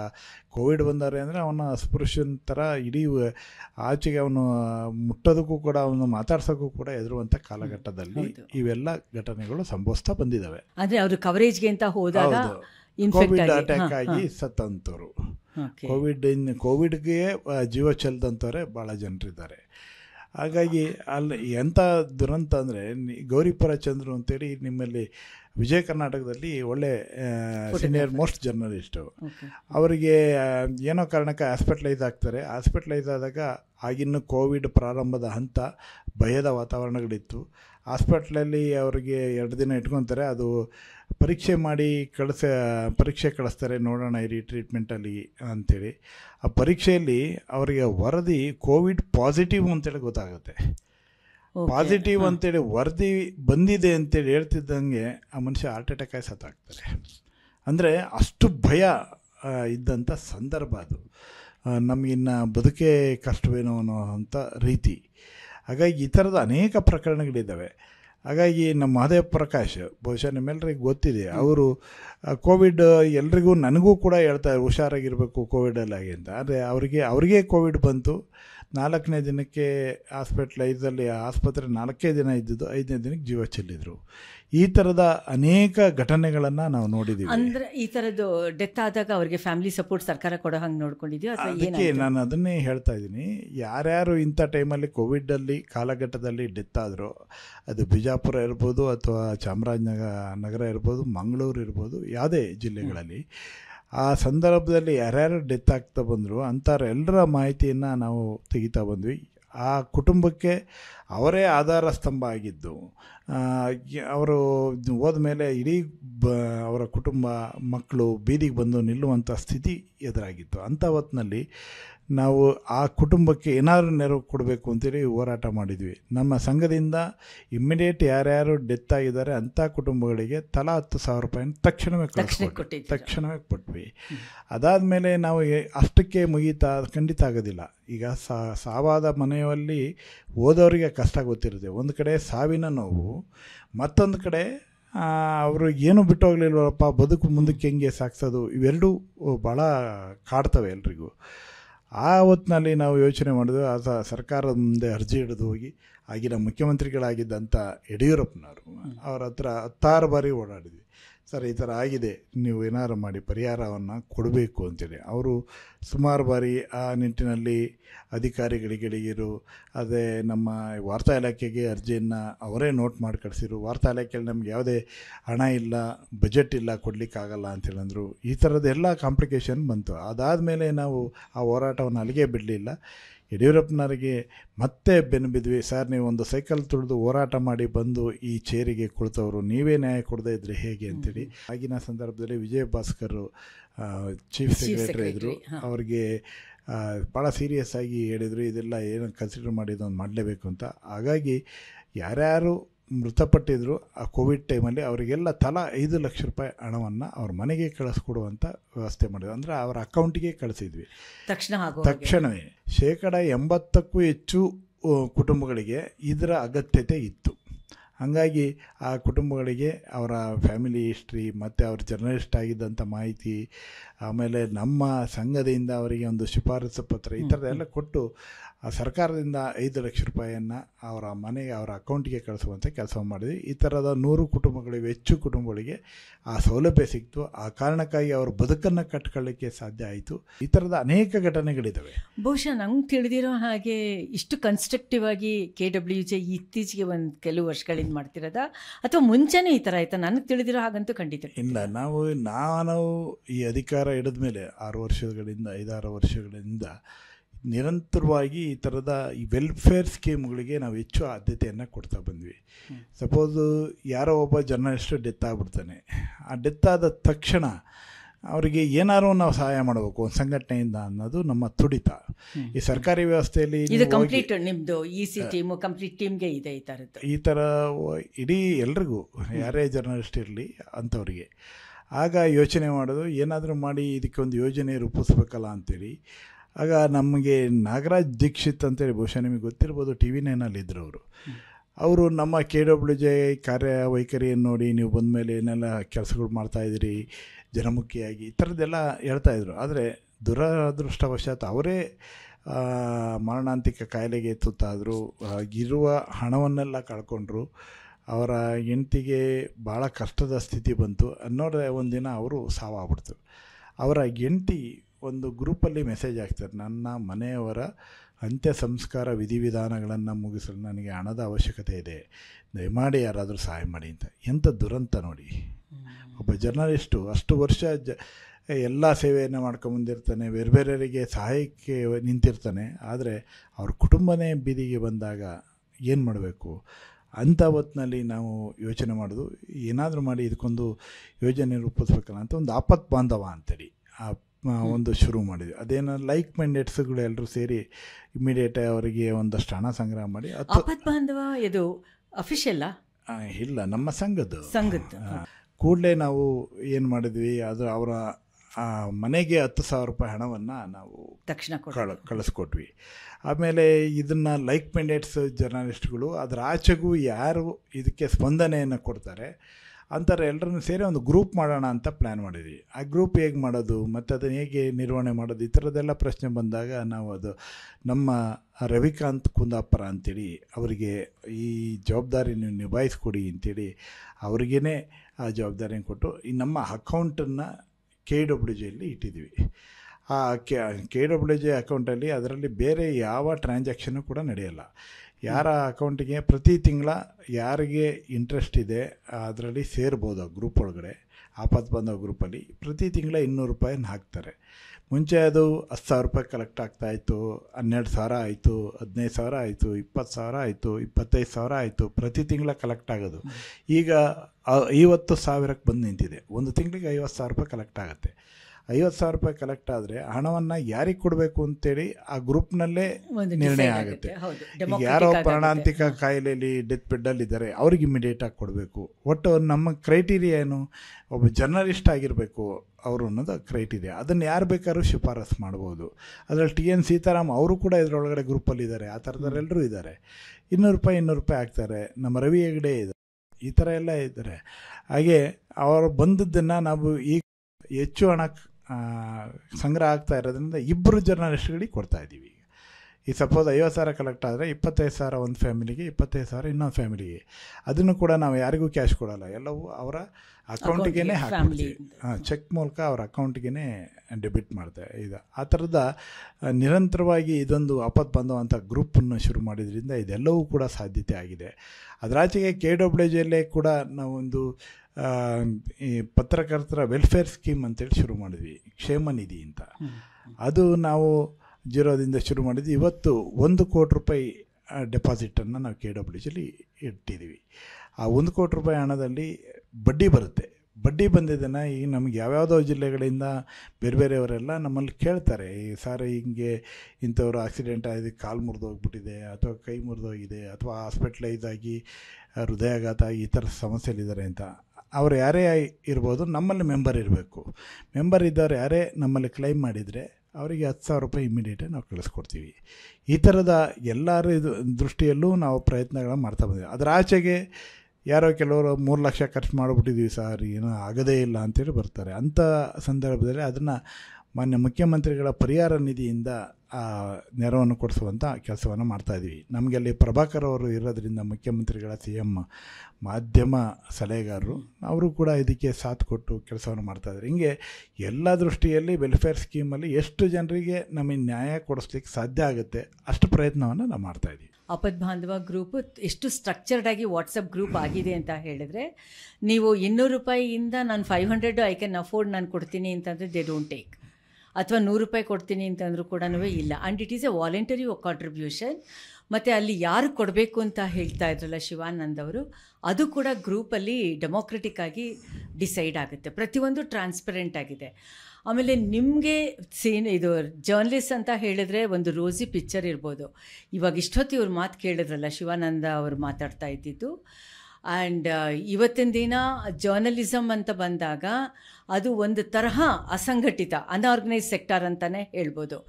ಯಾವುದೇ ತರಹ ಒಂದು ಸಪೋರ್ಟ್ ಬರಬೇಕು, ವೆಲ್ಫೇರ್ ಆ್ಯಕ್ಟಿವಿಟೀಸ್ ಅಂತ ಹೇಳಿದ್ರೆ ಪಿಲ್ಲರ್ ಟು ಪೋಸ್ಟ್ ನೀವುಗಳು ಮಾತ್ರ ಓಡಾಡೋದಲ್ಲ, ಪವರ್ ಹೌಸ್ ಜೊತೆಗೆ ಕೆಲಸ ಮಾಡ್ತಾ ಇದ್ದರೂ ಕೂಡ ನಾವು ಜರ್ನಲಿಸ್ಟ್ಗಳು ಕೂಡ ಅಪ್ಲಿಕೇಶನ್ ಇಟ್ಕೊಂಡು ಕನ್ಸರ್ನ್ ಮಿನಿಸ್ಟರ್ಗೆ, ಚೀಫ್ ಮಿನಿಸ್ಟರ್ಗೆ ಕನ್ವಿನ್ಸ್ ಮಾಡಿ ಫೈನಾನ್ಸ್ ಡಿಪಾರ್ಟ್ಮೆಂಟಿಂದ ಅಪ್ರೂವ್ ಮಾಡಿ ತೊಗೊಳ್ಳೋದು. ನಿಮಗೆ 6 ತಿಂಗಳು 8 ತಿಂಗಳಾಯಿತು ಅಂತ ಹೇಳಿದ್ರೆ ನಮಗೂ ಹೆಚ್ಚು ಕಡಿಮೆ ಅಷ್ಟೇ ಆಗುತ್ತೆ. ನಾವು ಕೂಡ ಅದನ್ನು ಡಿಫೆಂಡ್ ಮಾಡ್ಕೋಬೇಕಾಗತ್ತೆ. Why we need this grant, ಇದನ್ನು ಯಾತಕ್ಕೆ ಸರ್ಕಾರ ಸ್ಟ್ರೀಮ್ಲೈನ್ ಮಾಡ್ಕೋಬೇಕಾಗತ್ತೆ ಅಂತ. ಸೊ ಈ ಚಾಲೆಂಜಸ್ಸು ಬೇರೆ ಮಾತ್ರ ಅಲ್ಲ, ನಮಗೂ ಇದೆ ಅನ್ನೋದು ಕೂಡ ಹೇಳೋದು ಕೂಡ ಇವತ್ತಿನ ದಿನ ನಮ್ಮ ಒಂದು ಕಾನ್ವರ್ಸೇಷನ್ ಮುಖ್ಯ ಉದ್ದೇಶ ಆಗಿತ್ತದು. ಈ ಸಮಸ್ಯೆಗಳ ಜೊತೆಗೆ ನೀವುಗಳು ಆಫೀಸ್ ಬೇರರ್ಸು, ಇವತ್ತು ನೀವಿದ್ದೀರಾ, ನಾಳೆ ಮತ್ತೊಬ್ಬರು ಬರ್ತಾರೆ. ಹೇಗೆ ನಿಮ್ಮ ಒಂದು ಜವಾಬ್ದಾರಿ ನಿಮ್ಮ ಒಂದು ಆಫೀಸಲ್ಲಿ ನಿಭಾಯಿಸೋಕ್ಕೆ ಸಾಧ್ಯ ಆಗುತ್ತೆ? ಅಲ್ಲ, ಇದು ಭಾಳ ಬೃಹತ್ತಾದ ಸಂಘಟನೆ. ನಾನು ಹೇಳಿದ ಮೇಲೆ ನಿಮಗೆ ಇದು ನಾವು ಬಂದ ಮೇಲೆ ಅತಿ ಹೆಚ್ಚು ಸ್ಟ್ರೀಮ್ಲೈನ್ ಮಾಡಿದ್ವಿ. ಯಾರೋ ಜರ್ನಲಿಸ್ಟ್ ಇದರಲ್ಲಿ ಮೆಂಬರ್ ಆಗಬೇಕು, ಮೆಂಬರ್ ಆಗಬಾರ್ದು. ಯಾಕೆಂದ್ರೆ ನಮ್ಮಲ್ಲಿ ನಾನಾ ಕಾರಣಕ್ಕಾಗಿ ಕೋರ್ಟ್ಗಳಿಗೆ ಹೋಗ್ತವೆ ಕೇಸು. ಲೇಬರ್ ಕೋರ್ಟ್ಗೆ ಹೋಗುತ್ತೆ, ಸಿವಿಲ್ ಕೋರ್ಟ್ಗೆ ಹೋಗುತ್ತೆ, ಹೈಕೋರ್ಟ್ಗೆ ಹೋಗುತ್ತೆ, ಸುಪ್ರೀಂ ಕೋರ್ಟ್ಗೆ ಹೋಗಿ ಬಂದು ನಮ್ಮಲ್ಲಿ ಮೆಂಬರ್ಶಿಪ್ ತೊಗೊಂಡವ್ರು ಇದ್ದಾರೆ. ಅಷ್ಟನ್ನು ಹೇಳಲಿಕ್ಕೆ ನಾನು ಬಯಸ್ತೇನೆ. ಆದರೆ ಈಗ ನಾವು ಬಂದ ಮೇಲೆ ಇದಕ್ಕೆ ಒಂದು ಕ್ರೈಟೀರಿಯಾ ಯಾರು ಹೈಕೋರ್ಟು ಡಿಫೈನ್ ಮಾಡಿದೆ. ನೀವು ಈ ಜರ್ನಲಿಸ್ಟ್ ಅಂದರೆ ಯಾರು ಒಂದು ಅಂಥವ್ರಿಗೆ ಕೊಡಬೇಕು ಅನ್ನೋದನ್ನು ನಾವೊಂದು ಅಫಿಡವಿಟ್ ಕೂಡ ಕೊಟ್ಟಿದ್ದೀವಿ ಹೈಕೋರ್ಟ್ಗೆ. ಆ ಥರದ ನಿಟ್ಟಿನಲ್ಲಿ ನಾವು ಪ್ರತಿ ವರ್ಷ ನಮ್ಮ ಮೆಂಬರ್ಶಿಪ್ ಎನ್ರೋಲ್ಮೆಂಟ್ ಮಾಡುವ ಸಂದರ್ಭದಲ್ಲಿ ಅದನ್ನು ನಾವು ಯಾರೆಲ್ಲ ಅದರಲ್ಲಿ ಮೆಂಬರ್ ಆಗ್ಬೋದು ಅನ್ನೋದನ್ನು ನಾವು ಕೂಡಲೇ ಅದರಲ್ಲಿ ಆ ಮೆಂಬರ್ಶಿಪ್ ಫಾರಮಲ್ಲೇ ಹೇಳ್ತೀವಿ. ಪ್ರತಿ ತಾಲೂಕಿಂದ ಆ ತಾಲೂಕು ಘಟಕದವರು ಇಂಥವರು ನಮ್ಮ ತಾಲೂಕಿಂದ ಮೆಂಬರ್ ಅಂತೇಳಿ ಅವರೇ ಡಿಸೈಡ್ ಮಾಡಿ ಆ ಸಂಘದಲ್ಲಿ ರೆಸಲ್ಯೂಷನ್ ಪಾಸ್ ಮಾಡಿ ನಂತರ ಅದು ಜಿಲ್ಲಾ ಸಂಘಕ್ಕೆ ಕಳಿಸ್ತಾರೆ. ಜಿಲ್ಲಾ ಮಟ್ಟದಲ್ಲಿ ಯಾರಿಗೆ ಮೆಂಬರ್ಶಿಪ್ಗಳು ಸರಿ ಇದಾವ ಇಲ್ವಾ ಎಲ್ಲದೂ ನೋಡಿ ಸ್ಕ್ರೀನ್ ಮಾಡಿ ಅವರು ನಮ್ಮಲ್ಲಿಗೆ ಕಳಿಸ್ತಾರೆ. ಮೂರು ಹಂತದಲ್ಲಿ ಬರುತ್ತೆ. ಬಂದ ಮೇಲೆ ನಮ್ಮ ಅಂತಿಮವಾಗಿ ಜಿಲ್ಲಾ ಸಂಘದಿಂದ ಏನು ಬಂದಿರುತ್ತೆ ಇದನ್ನು ನೋಡಿಕೊಂಡು ನಾವು ಮೆಂಬರ್ಶಿಪ್ಪನ್ನು ಕೊಡ್ತೀವಿ. ನಾವಾಗೆ ಈಗ ಸಪೋಸ್ ಯಾರೋ ಬೀದರ್ನನ್ನು ಯಾರೋ ಬಂದುಬಿಟ್ಟು ನಮಗೆ ಕುಷ್ಟಗಿಯವನು ಅಥವಾ ಯಾರೋ ಕೊಳ್ಳೇಗಾಲದವ್ರು ಸಹ ನನಗೆ ರಾಜ್ಯ ಸಂಘದ ಮೆಂಬರ್ಶಿಪ್ ಬೇಕು ಅಂತೇಳಿ ಇಲ್ಲಿ ಅರ್ಜಿ ಹಿಡಿದು ಬಂದರೆ ನಾವು ಮೆಂಬರ್ಶಿಪ್ ಕೊಡೋಲ್ಲ. ಥ್ರೂ ದಿ ಪ್ರಾಪರ್ ಚಾನಲ್ಲೇ ಬರಬೇಕು ಅವರು, ತಾಲೂಕು ಸಂಘ, ಜಿಲ್ಲಾ ಸಂಘ ಮತ್ತು ರಾಜ್ಯ ಸಂಘಕ್ಕೆ ಬರಬೇಕು. ಅದರ ಆಚೆಗೂ ಸಣ್ಣ ಪುಟ್ಟ ವ್ಯತ್ಯಾಸಗಳಿದ್ದು ಏನೋ ಕಾರಣಕ್ಕಾಗಿ ವ್ಯತ್ಯಾಸಗಳಾಗಿದ್ದರೆ ಅಲ್ಲಿ ರಾಜ್ಯ ಸಂಘ ಇಂಟರ್ಫಿಯರ್ ಆಗಿ ಆ ಸಮಸ್ಯೆಯನ್ನು ಸಾಲ್ವ್ ಮಾಡುವಂಥ ಕೆಲಸವನ್ನು ಮಾಡ್ತೀವಿ. ಹೀಗೆ 3 ಟೈರ್ ಸ್ಟ್ರಕ್ಚರು ನಮ್ಮಲ್ಲಿದೆ. ಎಷ್ಟು ಜನ ವುಮೆನ್ ಮೆಂಬರ್ಸ್ ಇದ್ದಾರೆ? ಬಹುಶಃ ಒಂದು 500 ಹತ್ತತ್ರ ಇರ್ಬೋದು ಅಂತೇಳಿ ನನಗನ್ಸುತ್ತೆ. ಇತ್ತೀಚೆಗೆ ಅವರ ಸಂಖ್ಯೆ ಜಾಸ್ತಿ ಇದೆ. ಅವರೇ ಪತ್ರಿಕೆಗಳನ್ನು ನಡೆಸುವಂಥವ್ರು ಇದ್ದಾರೆ. ಒಂದಷ್ಟು ಮಹಿಳಾ ಪತ್ರಕರ್ತರುಗಳು ಬೇರೆ ಬೇರೆ ಮೀಡಿಯಾ ಹೌಸಲ್ಲಿ ಎಂಟ್ರಿ ಇದ್ದಾರೆ. ಮುಂಚೆ ಎಲ್ಲ ಭಾಳ ಕಡಿಮೆ ಇತ್ತು. ಏನೋ ಸ್ಪರ್ಧೆ ಮಾಡಿದರೆ 2-3 ಜನ ಬರೋರು ಅವರೇ ಫಸ್ಟ್ ಸೆಕೆಂಡ್ ಥರ್ಡ್ ಅಂತೇಳಿ ಪ್ರೈಸ್ ತಗೊಳ್ಳೋರು, ಈ ಥರದ್ದು ಇತ್ತು. ಈಗ ಆ ಥರ ಇಲ್ಲ. ಈಗೆಲ್ಲ ಬದಲಾವಣೆ ಆಗಿದೆ. ಈಗ ಭಾಳಷ್ಟು ಜನ ಮೀಡಿಯಾ ಹೌಸ್ಗಳಿಗೆ ಬರ್ತಾ ಇದ್ದಾರೆ. ಅದು ಆ್ಯಂಕರ್ಗಳಾಗಿ ಬರ್ಬೋದು ಅಥವಾ ಬೇರೆ ಇದರಲ್ಲಿ ಸಬ್ ಎಡಿಟರ್ಸ್ ಆಗಿ ಈ ಥರ ಬರ್ತಾರೆ. ತುಂಬ ಜನ ಇದ್ದಾರೆ. ಈಗ ಪತ್ರಿಕೆನೇ ನಡೆಸುವಂಥ ಮಹಿಳಾ ಪತ್ರಕರ್ತೆಯರು ಇದ್ದಾರೆ. ಅವರೆಲ್ಲರೂ ನಮ್ಮಲ್ಲಿ ಮೆಂಬರ್ ಇದ್ದಾರೆ. ಹಾಗಾಗಿ ಈಗ ಆ ಥರದ ಸಮಸ್ಯೆ ಇಲ್ಲ. ಈಗ KWJ ನಾವು ನಾವು ಬಂದ ಮೇಲೆ, ನಾವು ಅಧಿಕಾರ ಹಿಡಿದ ಮೇಲೆ ಯೋಚನೆ ಮಾಡೋದು, ಇದಕ್ಕೆ ನಮ್ಮ ಪತ್ರಕರ್ತರ ಮಕ್ಕಳಿಗಾಗಿ ನಾವೇನು ಮಾಡ್ತಾ ಇಲ್ವಲ್ಲ ಅಂತ ಯೋಚನೆ ಮಾಡಿದ್ವಿ. ಆಗ ನಾವು ಈಗ ಕಳೆದ 4 ವರ್ಷದಿಂದ ಪತ್ರಕರ್ತರ ಮಕ್ಕಳಿಗಾಗಿ ಪ್ರತಿಭಾ ಪುರಸ್ಕಾರ ಶುರು ಮಾಡಿದ್ವಿ. ಏಕೆಂದರೆ ಈ ಸರ್ಕಾರಿ ನೌಕರರ ಸಂಘದವರೆಲ್ಲ ಮಾಡ್ತಾರೆ, ಬೇರೆ ಬೇರೆ ಸಂಘದವ್ರು ಮಾಡ್ತಾರೆ, ನಾವ್ಯಾಕೆ ಮಾಡ್ತಾ ಇಲ್ಲ ಅಂಥೇಳಿ. ಹಾಗಾಗಿ ಇದಕ್ಕೆ ಒಂದು ಆರ್ಥಿಕ ಸಂಪನ್ಮೂಲವನ್ನು ಕ್ರೋಢೀಕರಿಸೋದು ಕೂಡ ಭಾಳ ಮುಖ್ಯ ಇತ್ತು, ಸವಾಲಿತ್ತು. ಅದನ್ನು ನಿಭಾಯಿಸ್ಕೊಂಡು ಈಗ ನಾವು ಹೇಗೆ ನಿಭಾಯಿಸ್ಕೊಂಡಿತ್ತು ಅದನ್ನು ಬೇರೆ ಬೇರೆ ರೂಪದಲ್ಲಿ ನಾವು ಈ ಸಮ್ಮೇಳನ, ಈ ಒಂದು ಕಾರ್ಯಕ್ರಮ ಸಂಘಟನೆ ಮಾಡಬೇಕು ಅಂದರೆ 1 ಲಕ್ಷ 2 ಲಕ್ಷ ಇದು ದಾಟಿ ಖರ್ಚು ಬರುವಂಥ ಇದಿದೆ. ಅದನ್ನು ಬೇರೆ ಬೇರೆಯವರಿಗೆ ನೀವೊಂದು ಊಟ ಹಾಕ್ಸಿ ಅಂದರೆ ಯಾರೋ ಒಬ್ಬರು ಹಾಕಿಸ್ತಾರೆ ಅಥವಾ ಈ ಥರದ ಇದನ್ನು ಸ್ಪಾನ್ಸರ್ಶಿಪ್ಪಲ್ಲಿ ಅದನ್ನು ಇದು ಮಾಡಿ ಅವರಿಗೆ ಮಕ್ಕಳ ಪ್ರತಿಭಾ ಪುರಸ್ಕಾರ ಕಾರ್ಯಕ್ರಮವನ್ನು ಆಯಾ ಜಿಲ್ಲಾ ನೇತೃತ್ವದಲ್ಲಿ ಜಿಲ್ಲಾ ಸಂಘಗಳಲ್ಲಿ ಅಪ್ ಟು 80% 85%ವರೆಗೂ ಬರೋವಂಥವ್ರಿಗೆ ಅವ್ರು ಮಾಡ್ತಾರೆ. ನಮ್ಮಲ್ಲಿ ಎಬೋವ್ ಯಾರು ಟಾಪ್ ಇದ್ದಿರ್ತಾರೆ ಅಲ್ಲಿಂದ 90% ಆಚೆ ಈಚೆ ಇಟ್ಕೊಂಡು ನಾವು ಅದನ್ನು ರಾಜ್ಯ ಸಂಘದಲ್ಲಿ ರಾಜ್ಯ ಮಟ್ಟದ ಪ್ರತಿಭಾ ಪುರಸ್ಕಾರವನ್ನು ಮಾಡ್ತಾಯಿದ್ದೀವಿ. ಅದಾದ ಮೇಲೆ ಅವ್ರ ಮಕ್ಕಳುಗಳಿಗೆ ಬರೀ ಸನ್ಮಾನ ಮಾಡಿ ಕಳಿಸ್ತಾ ಇಲ್ಲ, ನಾವು ಅವರಿಗೆ ತಲಾ 3,000 ರೂಪಾಯಿ ಕೊಡುವಂಥದ್ದನ್ನು ಶುರು ಮಾಡಿದ್ವಿ. ಈಗ ಅದನ್ನು ಮುಂದೆ 5,000 ರೂಪಾಯಿ ತೊಗೊಂಡೋಗ್ಬೇಕು ಅನ್ನೋದು ಪ್ರಯತ್ನ ಇದೆ. ಆ ನಿಟ್ಟಿನಲ್ಲೂ ಕೂಡ ಪ್ರಯತ್ನ ಮಾಡ್ತಾಯಿದ್ದೀವಿ. ಅದಕ್ಕೆ ನಮಗೆ ಸರ್ಕಾರಿ ನೌಕರರ ಸಂಘದವ್ರಿಗೆ ಹೇಳ್ತಾಯಿದ್ರು, ನಾವೇ 1,000 ರೂಪಾಯಿ ಕೊಡ್ತಾಯಿದ್ದು ನೀವು 3,000 ಕೊಡ್ತಿರಲ್ಲ ಅಂತೇಳಿ ತಮಾಷೆ ಮಾಡ್ತಾಯಿದ್ರು. ಇರಲಿ, ಅದೇನಾದರೂ ಇರಲಿ, ಬಟ್ ಆ ಪ್ರಯತ್ನವನ್ನು ಮಾಡ್ತಾಯಿದ್ದೀವಿ. ಈಗ ನಿನ್ನೆ ಅಷ್ಟೇ ಅದು ಹೊಸಪೇಟೆಯಲ್ಲಿ ಕಾರ್ಯಕ್ರಮದಲ್ಲಿ ಭಾಗವಹಿಸಿ ಬಂದೆ. ಅಲ್ಲಿ ಜಮೀರ್ ಅಹ್ಮದ್ ಅವರು ಉಸ್ತುವಾರಿ ಸಚಿವರಿದ್ದರು. ಅಲ್ಲಿ ಬಹುಶಃ ಒಂದು 10 ಮಕ್ಕಳಿಗೇನೋ ಪ್ರತಿಭಾ ಪುರಸ್ಕಾರ ಕಾರ್ಯಕ್ರಮ ಇತ್ತು. ನಮ್ಮ ಜರ್ನಲಿಸ್ಟ್ ಇರುವಂಥ ಮಕ್ಕಳುಗಳು ಯಾರು ಇದ್ದಾರೆ ಅವರೆಲ್ಲರಿಗೂ. ಅವರಿಗೆ ನನಗೆ ಆಶ್ಚರ್ಯ ಆಯಿತು. ಅಲ್ಲೇ ಕೂಡ ಅವರು ಸಚಿವರು ಅವರ ಆಪ್ತ ಕಾರ್ಯದರ್ಶಿ ಮೂಲಕ ಪ್ರತಿ ಮಕ್ಕಳಿಗೆ ತಲಾ 10,000 ರೂಪಾಯಿಯನ್ನು ಕೊಟ್ಟರು. ಅದೇ ವೇದಿಕೆಯಲ್ಲಿ ನಾವು ಸನ್ಮಾನ ಮಾಡುವಾಗಲೇ ಕೊಟ್ಟರು. ಹೀಗೆ ಬೇರೆ ಬೇರೆ ಜಿಲ್ಲೆಯಲ್ಲಿ ಈಗ ತುಮಕೂರಿನಲ್ಲಿ ಕಾರ್ಯಕ್ರಮ ಪ್ರತಿಭಾ ಪುರಸ್ಕಾರ ಮಾಡೋದು. ಅಲ್ಲಿ ನಾವು ಜಿ ಪರಮೇಶ್ವರ್ ಅವರಿಗೆ ಅಲ್ಲಿ ಜಿಲ್ಲಾ ಸಂಘದ ಮೂಲಕ ವಿನಂತಿಯನ್ನು ಮಾಡಿದ್ವಿ. ಅವರೇ ಸದಾ ಎಲ್ಲ ಈ ಥರದ್ದು ಯಾರ್ಯಾರು ಮಕ್ಕಳುಗಳು ಪಾಸಾಗಿದ್ದಾರೆ ಅವರಿಗೆಲ್ಲ 10,000 ಜೊತೆಗೆ ಅವರಿಗೆ ಉನ್ನತ ವಿದ್ಯಾಭ್ಯಾಸ ಮಾಡ್ತಾ ಇರೋರಿಗೆ 25,000 50,000 ತನಕಲ್ಲೂ ಕೂಡ ನೆರವನ್ನು ಕೊಟ್ಟಿದ್ದಾರೆ. ಹೀಗೆ ಆಯಾ ಮಟ್ಟದಲ್ಲೇ ಪ್ರಯತ್ನವನ್ನು ಕೂಡ ನಾವು ಮಾಡ್ತಾ ಬಂದಿದ್ವಿ. ಆಮೇಲೆ ನಂತರ ಪತ್ರಕರ್ತರಿಗಾಗಿ ಒಂದೇನಾದರೂ ಮಾಡಬೇಕಲ್ಲ ಅಂಥೇಳಿ ಒಂದು ಕ್ರೀಡಾಕೂಟ ಶುರು ಮಾಡಬೇಕು ಅಂತ ಮಾಡಿದ್ವಿ. ಹಾಗಾಗಿ ಅದನ್ನು ಫಸ್ಟ್ ಕ್ರಿಕೆಟಿಂದ ಶುರು ಮಾಡಿದ್ವಿ. ಕ್ರಿಕೆಟ್ ಪಂದ್ಯಾವಳಿ ಪ್ರತಿ ವರ್ಷ ನಡೀತಾ ಇದೆ ಸ್ಟೇಟ್ ಲೆವೆಲ್ಲು. ಅದು ಮುಗಿತಿದ್ದಂಗೆ ಎಲ್ಲರೂ ಹೇಳಿದರು ನಮಗೆ ಕ್ರಿಕೆಟಲ್ಲಿ ಪಾರ್ಟಿಸಿಪೇಟ್ ಮಾಡೋಕ್ಕಾಗಲ್ಲ, ಬೇರೆ ಬೇರೆ ಇವೆಂಟು ಇಡಬೇಕು ಅಂತೇಳಿ. ಈಗ ಅಥ್ಲೆಟು ಕೂಡ ಸೇರಿ ಅದನ್ನು ಒಂದಿನ ನಾವು 2 ದಿನಗಳ ಕಾಲ ಕ್ರೀಡಾಕೂಟವನ್ನು ಮಾಡ್ತಾಯಿದ್ದೀವಿ. ಇಡೀ ಸ್ಟೇಟ್ ವೈಡ್ ಪ್ರತಿ ವರ್ಷ ಮಾಡ್ತೀವಿ.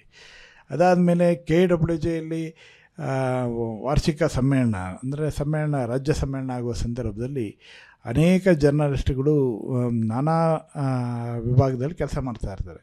ಅಂಥವರಿಗೆ ಅವರ ಪ್ರತಿಭೆಯನ್ನು ಗುರುತಿಸಿ, ಈಗ ನಮ್ಮಲ್ಲಿ the best crime report, the best political reporting, the best anchor, the best ಈ ಥರದ್ದೆಲ್ಲ ಇದೆ.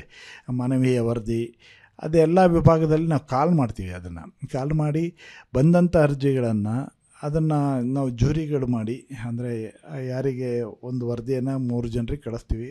ಅದರ ಅವರೇಜ್ ಎಷ್ಟು ಬಂದಿರುತ್ತೆ ಮಾರ್ಕ್ ನೋಡಿಕೊಂಡು ಅವರಿಗೆ ಅವಾರ್ಡನ್ನು ಘೋಷಣೆ ಮಾಡ್ತಾ ಬಂದಿದ್ವಿ.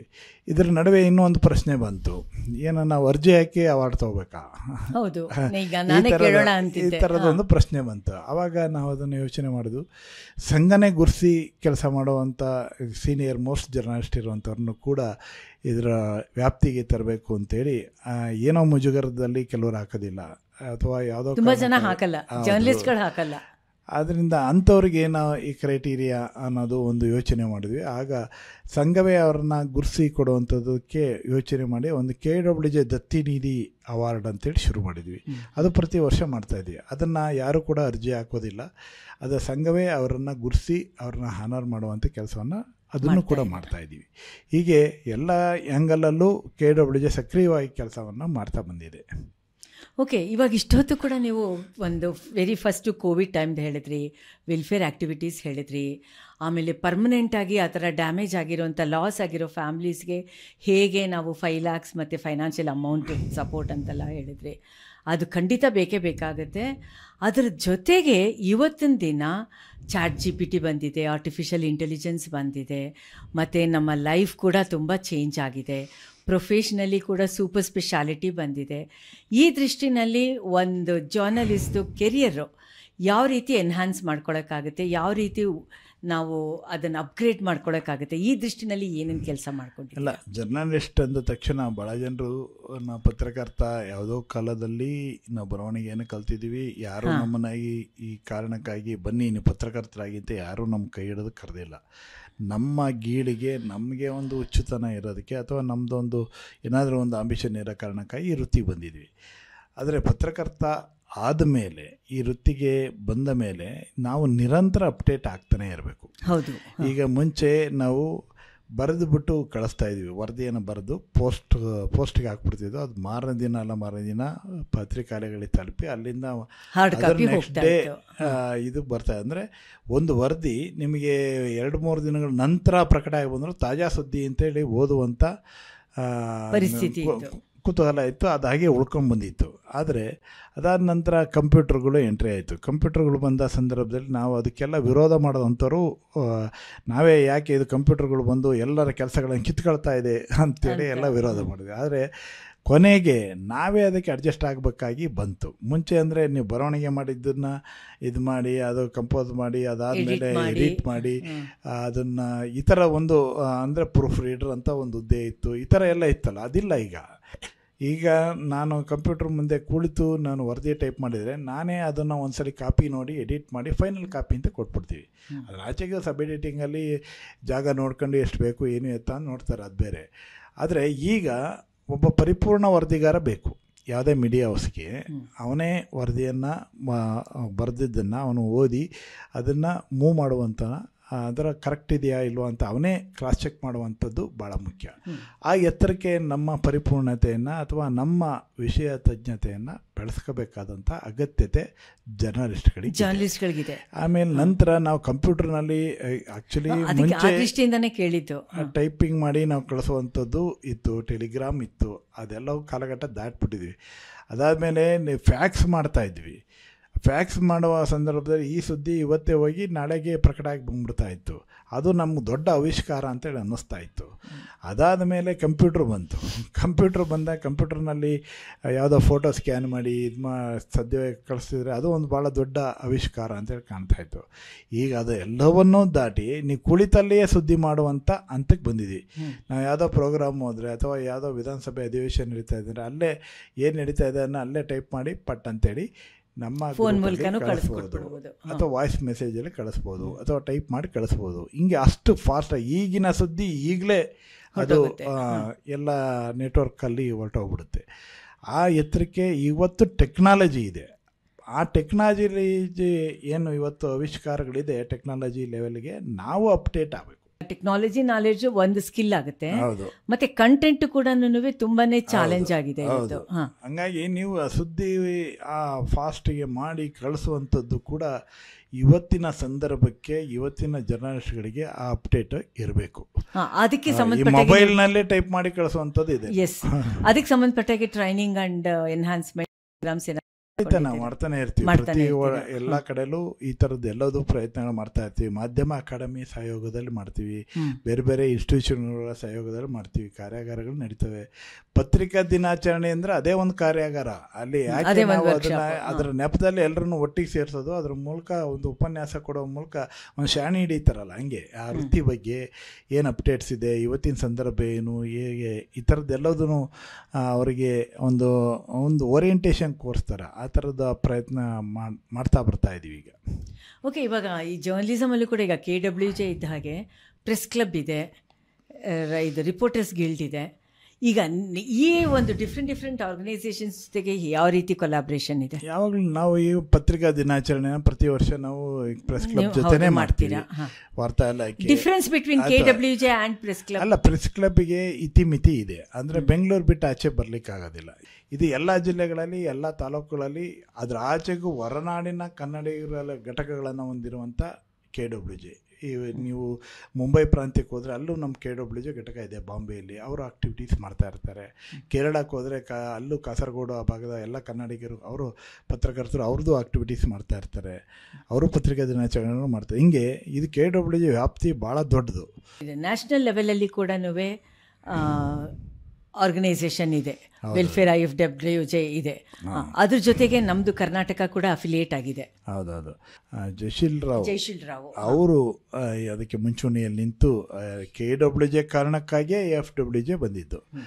ಅದೇ ಎಲ್ಲ ರಾಜ್ಯಗಳಲ್ಲಿ ಆ FWJ ಘಟಕಗಳನ್ನು ಹೊಂದಿ ಅದನ್ನು ಆ ಥರದೊಂದು ಆಕ್ಟಿವ್ ಆಗಿ ಮಾಡ್ಕೊಂಬರ್ತಾಯಿದ್ರು. ಈಗ ವಿಕ್ರಮ್ ರಾವ್ ಅಂತೇಳಿ ಅವರು ಮೊನ್ನೆ ಅಷ್ಟೇ ಡೆತ್ ಆದರು. ಈಗ ಮಲ್ಲಿಕಾರ್ಜುನಯ್ಯ ಅಂತೇಳಿ ಅವರು ಅದನ್ನು ಮುನ್ನಡೆಸ್ತಾ ಇದ್ದಾರೆ. ಈ ಥರದ ಅವ್ರ ಜೊತೆಲೂ ಸೌಹಾರ್ದಯುತ ಸಂಬಂಧಗಳಿದ್ದಾವೆ. ಅವರೆಲ್ಲಾದರೂ ಕಾನ್ಫರೆನ್ಸ್ ಮಾಡಿದಾಗ ನಾವು ಕೂಡ ಹೋಗ್ತೀವಿ. ನಮ್ಮಲ್ಲಿ ಏನಾದ್ರು ರಾಜ್ಯ ಸಮ್ಮೇಳನ ಆದ ಸಂದರ್ಭದಲ್ಲಿ IFWJ ಪ್ರತಿನಿಧಿಗಳನ್ನ ಆಹ್ವಾನ ಮಾಡ್ತೀವಿ. ಅದು 1915 ಆಗಿತ್ತು. ಹೌದೌದು, 1915 ಆಗಿತ್ತು. ಹೌದೌದು. ಮತ್ತೆ ಒಂದು ಕೋಆರ್ಡಿನೇಷನ್, ಕೋಯಲೇಷನ್ ಇದೆ. ಓಕೆ, ಸೊ ಇದ್ರ ಜೊತೆಗೆ ಪ್ರೆಸ್ ಕೌನ್ಸಿಲ್ ಜೊತೆಗೆ ಡೈರೆಕ್ಟಾಗಿ ಈ ಥರ ಯೂನಿಟ್ಸ್ ಕೆಲಸ ಮಾಡುತ್ತಾ, ಅಥವಾ ಅದು ಪ್ರೆಸ್ ಕೌನ್ಸಿಲ್ ಇರೋದೇ ಗೈಡ್ಲೈನ್ಸ್ ಕೊಡೋದಕ್ಕೆ ಮತ್ತು ಗೈಡ್ ಮಾಡೋದಕ್ಕೆ? ಪ್ರೆಸ್ ಕೌನ್ಸಿಲ್ ಎಲ್ರಿಗೂ ಅಕ್ಸಸ್ ಇದೆ. ಅದು ಯೂನಿವರ್ಸಲ್ ಆಗಿ, ಅದು ನೀವು ಯೂನಿಯನ್ ಮೂಲಕನೇ ಹೋಗ್ಬೇಕು ಅಂತೇಳಿ ಏನಿಲ್ಲ. ಈಗೇನೋ ಮಾನನಷ್ಟ ಮೊಕದ್ದಮೆ ಅಥವಾ ಮತ್ತೊಂದು ಪತ್ರಿಕೆ ಸರಿಯಾದ ದಾರಿಯಲ್ಲಿ ನಡೆಸದೇ ಇದ್ದ ಸಂದರ್ಭ, ಅಂಥ ಟೈಮಲ್ಲೆಲ್ಲ ಅಲ್ಲಿಗೆ ದೂರುಗಳು ಹೋಗ್ತವೆ. ಅದನ್ನು ಅವರು ಕೌನ್ಸಿಲ್ನವ್ರು ನೋಡ್ತಾರೆ. ಈ ಬೇರೆ ಬೇರೆ ಸಂದರ್ಭಗಳಲ್ಲಿ ಅಭಿಪ್ರಾಯಗಳು ಕೇಳಿದಾಗ ಅಥವಾ ನಾವಾಗೆ ಕೆಲವು ಹೇಳಬೇಕಾದಂಥ ವಿಚಾರಗಳು ಬಂದಾಗ ನಾವು ಪತ್ರ ಬರಿತೀವಿ, ಅವರಿಗೆ ಹೇಳ್ತೀವಿ. ಈ ಥರದ್ದೆಲ್ಲ ಇದೆ. Okay, press council of India ಅಂತ ಅನ್ನೋದು ಅದು ಡೆಲ್ಲಿನಲ್ಲಿ ಸಿಚುಯೇಟ್ ಆಗಿರೋದು. ಅದರದ್ದು ಕಂಪ್ಲೀಟ್ ಇನ್ಚಾರ್ಜ್ ಬಂದು ರಿಟೈರ್ಡ್ ಸುಪ್ರೀಂ ಕೋರ್ಟ್ ಜಡ್ಜ್ ಅದನ್ನು ನೋಡ್ಕೋತಾರೆ. It is a legal body. ಇವಾಗ ಡಿಫಮೇಷನ್ ಕೇಸ್ ಅಂತೆಲ್ಲ ಹೇಳ್ತಾ ಇದ್ರಲ್ವ, ಹೇಗೆ ಒಂದು ಲೀಗಲಿ ಎಥಿಕಲಿ ಮೀಡಿಯಾ ಹೌಸಸ್ಸು ಕೆಲಸ ಮಾಡಬೇಕಾಗುತ್ತೆ ಅಂತ ಹೇಳೋದಕ್ಕೆ ಪ್ರೆಸ್ ಕೌನ್ಸಿಲ್ ಆಫ್ ಇಂಡಿಯಾ ಅಂತಿರೋದು. ಓಕೆ, ಇವಾಗ ಡಿಫಮೇಷನ್ ಕೇಸು ತುಂಬ ಸಾಮಾನ್ಯ ಇದೆ. ಅಂಥ ಡಿಫಮೇಷನ್ ಕೇಸ್ ಬಂದಾಗಲೂ ಕೂಡ KWJ ಏನಾದರೂ ಅಫಿಷಿಯಲಿ ಅನ್ಅಫಿಷಿಯಲಿ ಗೈಡ್ ಮಾಡಿಲ್ಲ? ಅದರಲ್ಲೇ ಈಗ ಡಿಫರ್ಮೇಷನ್ ಕೇಸ್ ಎಲ್ಲಿ ಬರುತ್ತೆ? ಯಾವುದೋ ಪತ್ರಿಕೆಯಲ್ಲಿ ಮಾನನಷ್ಟ ವರದಿಯನ್ನು ಪ್ರಕಟ ಮಾಡಿದ್ದಾರೆ ಅಂತ ಬರುತ್ತೆ. ಅದಕ್ಕೆ ಸಂಬಂಧಪಟ್ಟಾಗ ಆ ಪತ್ರಿಕೆಯವರು ಆ ಮೇಲೆ ಬೇರೆಯವರು ಹಾಕ್ತಾರೆ. ಅದು ಅವ್ರ ರೈಟ್. ಒಂದು ವೇಳೆ ಆ ಥರ ಇದ್ದರೆ ಅದು ಕೋರ್ಟಲ್ಲಿ ಜಡ್ಜ್ಮೆಂಟ್ ಆಗುತ್ತೆ. ಅವ್ರಿಗೇನಾರ ಕಾನೂನಿನ ಅಸಿಸ್ಟೆನ್ಸ್ ಬೇಕಂದರೆ ನಾವು ಕೊಡ್ತೀವಿ. ಬಟ್ ನಾವಾಗಿ ಅದರಲ್ಲಿ ಏನು ನಮ್ಮ ಪಾತ್ರಗಳಿರಲ್ಲ. ಅದು ಮಾನನಷ್ಟ ಮೊಕದ್ದಮೆ ಮಾನನಷ್ಟ ಆಗಿದೆಯಾ ಇಲ್ವೋ ಅದನ್ನು ಅದು ಎಷ್ಟೋ ವಿಚಾರಗಳು ಕೋರ್ಟ್ನಲ್ಲಿ ರಾಜಿಗಳಾಗ್ತವೆ ಅಥವಾ ಅವರೇ ವಿಷಾದವನ್ನು ವ್ಯಕ್ತಪಡಿಸ್ತಾರೆ. ಈ ಥರದ್ದವೆಲ್ಲ ಇದೆ. ಮೊನ್ನೆ ನಾವು ವಿಜಯಮ್ಮನ್ನ ಇಂಟರ್ವ್ಯೂ ಮಾಡುವಾಗ ಹೇಳ್ತಾಯಿದ್ರು, ಅವರು ಲಂಕೇಶ್ ವಿರುದ್ಧನೇ ಅವರು ಒಂದು ಹೋರಾಟ ಮಾಡಿದರು. ಆ ಸಂದರ್ಭದಲ್ಲಿ ಅವರು ಕೋರ್ಟಲ್ಲಿ ಬಂದಾಗ ಆ ವಿಷಾದವನ್ನು ವ್ಯಕ್ತಪಡಿಸಿದ ಘಟನೆಯನ್ನು ಹೇಳ್ತಾಯಿದ್ರು. ಹಂಗೆ ಈ ಥರದ ಕಾಲಘಟ್ಟದಿಂದಲೂ ಇದೆ. ಅವ್ರಿಗೇನಾರ ಆ ಥರ ನೋವಾಗಿದ್ದರೆ ಯಾವುದೇ ಒಬ್ಬ ಪ್ರಜೆಗೆ ಅವರ ಭಾವನೆಗಳಿಗೆ ಅಥವಾ ಅವ್ರ ಮೇಲೆ ಮಾನಹಾನಿ ಇರುವಂಥ ವರದಿಯನ್ನು ಪ್ರಕಟ ಮಾಡಿದರೆ ಅವರು ಕ್ಲೈಮ್ ಮಾಡ್ಬೋದು. ಆ ಸಂಸ್ಥೆ ಯಾರು ಪ್ರಕಟ ಮಾಡಿದ್ದಾರೆ ಅವರಿಗೆ ಮಾತ್ರ ಅದು ಜವಾಬ್ದಾರಿ. ಓಕೆ, ಈಗ ಜರ್ನಲಿಸಮ್ ಸಬ್ಜೆಕ್ಟು ಸುಮಾರು ಹ್ಯುಮ್ಯಾನಿಟೀಸು ಆರ್ಟ್ಸ್ನವ್ರ ಜೊತೆಗೆ ಎಲ್ಲ ಕಡೆಗೂ ಅದು ಸೇರಿಕೊಂಡಿತ್ತು ಮತ್ತು ತುಂಬ ಪಾಪ್ಯುಲರ್ ಆಗಿತ್ತು ಜರ್ನಲಿಸಮ್ ಕೋರ್ಸ್ ಕಾಲೇಜಲ್ಲಿ. ಆದರೆ ಇತ್ತೀಚಿನ ವರ್ಷಗಳಲ್ಲಿ ಜರ್ನಲಿಸಮ್ ಕೋರ್ಸು ತುಂಬ ಕಾಲೇಜಲ್ಲಿ ಅಂಡರ್ ಗ್ರ್ಯಾಜುಯೇಷನಲ್ಲಿ ಕ್ಲೋಸ್ ಆಗ್ತಾ ಇದೆ. ಯಾತಕ್ಕೆ? ಅಲ್ಲ, ಈಗ ಸೋಷಿಯಲ್ ಮೀಡಿಯಾ ಭಾಳ ಫಾಸ್ಟ್ ಇದೆ. ಸೋಷಿಯಲ್ ಮೀಡಿಯಾಕ್ಕೆ ನೀವು ಯಾವ ಓದು ಕೂಡ ಬೇಕಾಗಿಲ್ಲ, ಯಾವುದಕ್ಕೆ ಒಂದು ಕ್ರೈಟೀರಿಯಾ ಕೂಡ ಇಲ್ಲ. ನೀವು ಒಂದು ಯೂಟ್ಯೂಬ್ ಚಾನಲ್ ಓಪನ್ ಮಾಡ್ಕೊಂಡು ನಾಳೆ ಲೋಗೋ ಹಿಡ್ಕೊಂಡು ನೀವು ನಾನು ಜರ್ನಲಿಸ್ಟ್ ಅಂತೇಳಿ ಬಂದ್ಬಿಡ್ಬೋದು. ಆದರೆ ಅವ್ರು ವೃತ್ತಿಪರವಾಗಿ ಇದ್ದಾರಾ ಇಲ್ವಾ ಅನ್ನೋದು ಬೇರೆ ಪ್ರಶ್ನೆ. ಬಟ್ ಅವನು ಹೊರಗಡೆ ಕಾಣಿಸ್ಕೊಳ್ಳೋದು ನಾನು ಪತ್ರಕರ್ತ, ನಾನು ಒಂದು ಯೂಟ್ಯೂಬರು, ಯೂಟ್ಯೂಬ್ನಲ್ಲಿ ಚಾನಲ್ ಮಾಡಿದ್ದೀನಿ ಅಂತ ಓಡಾಡ್ಬಿಡ್ತಾರೆ. ನೀವು ಅಂಥವ್ರನ್ನ ಅಂದರೆ ಇದನ್ನ ಒಂಥರ ಸ್ವಲ್ಪ ವರ್ಷಗಳ ಹಿಂದೆ ಸಿಟಿಸನ್ ಜರ್ನಲಿಸ್ಟ್ ಅಂತಿದ್ರಲ್ಲ, ಆ ಹೆಸರಿನಲ್ಲಿ ಅವರು ಸಿಟಿಸನ್ಸ್ ಜರ್ನಲಿಸ್ಟ್ ಅಂತ ನೀವು ಅಕ್ಸೆಪ್ಟ್ ಮಾಡ್ಕೋತೀರಾ? ಇಲ್ಲ, ನಾವು ಅದಕ್ಕೇ ಅದನ್ನು ಹೇಳ್ತಾ ಇದ್ವಿ. ಯೂಟ್ಯೂಬರಲ್ಲಿ ತುಂಬ ಸದುದ್ದೇಶ ಕಾರಣಕ್ಕಾಗಿ ತುಂಬ ವೃತ್ತಿಪರತೆಯಿಂದ ಕೆಲಸ ಮಾಡುವಂಥ ಯೂಟ್ಯೂಬರ್ಸ್ಗಳಿದ್ದಾರೆ. ಇನ್ನು ಕೆಲವರು ಯಾರು ಪರ್ಸನ್ ಅವನೇನೋ ಮನೆ ಕಟ್ತಾ ಇದ್ರೆ ಅಲ್ಲೂ ಹೋಗಿ ವಿಡಿಯೋ ಮಾಡ್ಕೊಂಡ್ಬಿಡ್ತಾರೆ. ಅವ್ರ ಹೆಂಡತಿ ಪಾಪ ಎಲ್ಲ ಪರ್ಚೇಸಿಂಗ್ ಹೋದ್ರೆ ಅದನ್ನೂ ವಿಡಿಯೋ ಮಾಡಿ ಯೂಟ್ಯೂಬ್ನಲ್ಲಿ ಹಾಕ್ಬಿಡೋ. ಇಂಥವ್ರನ್ನೆಲ್ಲ ನಾವು ಎಂಟರ್ಟೈನ್ಮೆಂಟ್ ಮಾಡ್ತಾಯಿಲ್ಲ. ಓಕೆ. ಹಂಗಾಗಿ ಇದು ಭಾಳ ಈ ಸೋಷಿಯಲ್ ಮೀಡಿಯಾದೊಳಗಡೆ ಭಾಳ ಕಷ್ಟ ಇದನ್ನು ಹ್ಯಾಂಡಲ್ ಮಾಡೋದು. ಸದುದ್ದೇಶಕ್ಕೆ ವೃತ್ತಿಪರವಾಗಿ ಕೆಲಸವನ್ನು ಮಾಡೋರು ಯಾರೇ ಇದ್ದರೂ ಕೂಡ ಅಂಥವ್ರನ್ನ ನಾವು ನಮ್ಮಲ್ಲಿ ಆದ್ಯತೆಯನ್ನು ಕೊಡ್ತೀವಿ. ಆದರೆ ಅದರ ಆಚೆಗೆ ಇದನ್ನು ತುಂಬ ಜನರು ಯಾವುದೋ ಒಂದು ತಾಲೂಕಿಗೆ ಹೋದೆ, ಹೆಸರು ಹೇಳಲ್ಲ ನಾನು, ಸುಮಾರು ಒಂದು 38 ಜನ ಯೂಟ್ಯೂಬರ್ಸ್ ಇದ್ದಾರೆ. ಅವ್ರು ಹೇಳ್ತಾರೆ ಒಂದು ಆಫೀಸಿಗೆ ಬಂದರೆ ಹಿಂಗೆಲ್ಲ ಮಾಡ್ತಾರೆ ಅಂತ. ಇದು ಬೇಕಾಯಿತು ಅಂದರೆ ಬ್ಲ್ಯಾಕ್ ಮೇಲಿಂಗು. ಅದಕ್ಕೆ ನಾವು ನಮ್ಮ ಸಂಘಟನೆಯಲ್ಲಿ ಸ್ಪಷ್ಟವಾಗಿದ್ದೀವಿ, ನಮ್ಮದು ಬ್ಲ್ಯಾಕ್ ಮೇಲ್ ಪತ್ರಕರ್ತರಿಗೆ ಇರುವಂಥ ಸಂಘಟನೆ ಅಲ್ಲ, ಇದು ಕ್ರಿಮಿನಲ್ ಪತ್ರಕರ್ತರಿಗೆ ಇರುವಂಥ ಸಂಘಟನೆ ಅಲ್ಲ, ಸುಳ್ಳು ಪತ್ರಕರ್ತರಿಗೆ ಇರುವ ಸಂಘಟನೆ ಅಲ್ಲ, ಜೊಳ್ಳು ಪತ್ರಕರ್ತರಿಗೆ ಇರುವ ಸಂಘಟನೆ ಅಲ್ಲ. ಇದು ಕಾರ್ಯನಿರತ ಪತ್ರಕರ್ತರ ಸಂಘ. ಕಾರ್ಯನಿರತ ಪತ್ರಕರ್ತರ ಸಂಘದಲ್ಲಿ ಅವರಿಗೆ ಅಷ್ಟೇ ಆದ್ಯತೆ. ಹಾಗಾಗಿ ಇದನ್ನು ಪ್ರತಿ ಕಡೆಯೂ ಕೂಡ ನಾವು ಹೇಳ್ತಾನೆ ಬಂದಿದ್ವಿ. ಏಕೆಂದರೆ ನೀವು ಬ್ಲ್ಯಾಕ್ ಮೇಲ್ ಮಾಡೋ ಅಂಥವ್ರನ್ನ ಜೊತೆ ಇಟ್ಕೊಂಡು ಅವರ ಮುಂದೆ ಹೋಗ್ಬಿಟ್ರೆ ನೈಜ ಪತ್ರಕರ್ತರ ಕಥೆ ಏನು, ಈ ಪ್ರಶ್ನೆ ಇದೆ. ಹಾಗಾಗಿ ಒಂದು ಸುದ್ದಿ ಬರೆಯೋದಕ್ಕೆ ನಾವು ತಲೆತಲಾಂತರದಿಂದ, ಅಂದರೆ ಅವರು ನಮ್ಮ ಹಿರಿಯರು ಈಗ ಬರೀಬೇಕು, ಈ ಶಬ್ದವನ್ನು ಬಳಕೆ ಮಾಡಿದರೆ ಇವ್ರಿಗೆ ಅರ್ಟಾಗುತ್ತೆ, ಒಂದು ಸಮುದಾಯಕ್ಕೆ ಅರ್ಟಾಗುತ್ತೆ, ಇದನ್ನೆಲ್ಲ ಹೇಳ್ಕೊಟ್ಟಿದ್ದಾರೆ ನಮಗೆ ಸುದ್ದಿ ಮನೆಯಲ್ಲಿ. ಈಗ ಎಂಟರ್ಟೈನ್ಮೆಂಟ್ ಆ್ಯಂಡ್ ಮೀಡಿಯಾ ಅಂತ ವೇವ್ಸ್ ಅಂತಲೇ ಹೊಸದಾಗಿ ಶುರು ಮಾಡಿದೆ ಗೌರ್ಮೆಂಟು. ಈಗ ಮೊನ್ನೆ ತಾನೇ ಮೇ ತಿಂಗಳಲ್ಲಿ ಅದನ್ನು ಹೈಲೈಟ್ ಕೂಡ ಮಾಡ್ತು ಮುಂಬೈ ಕಾನ್ಫರೆನ್ಸಲ್ಲಿ.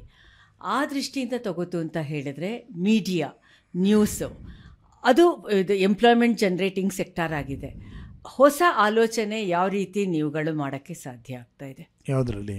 ಇವಾಗ ಇದು ಜರ್ನಲಿಸಮಲ್ಲಿ both broadcast media as well as print ಮೀಡಿಯಾದಲ್ಲಿ. ಅಲ್ಲ, ಅವರು ಹೊಸ ಸಾಧ್ಯತೆಗಳೇ ಅವರೇ ತೆರ್ಕೋಬೇಕು.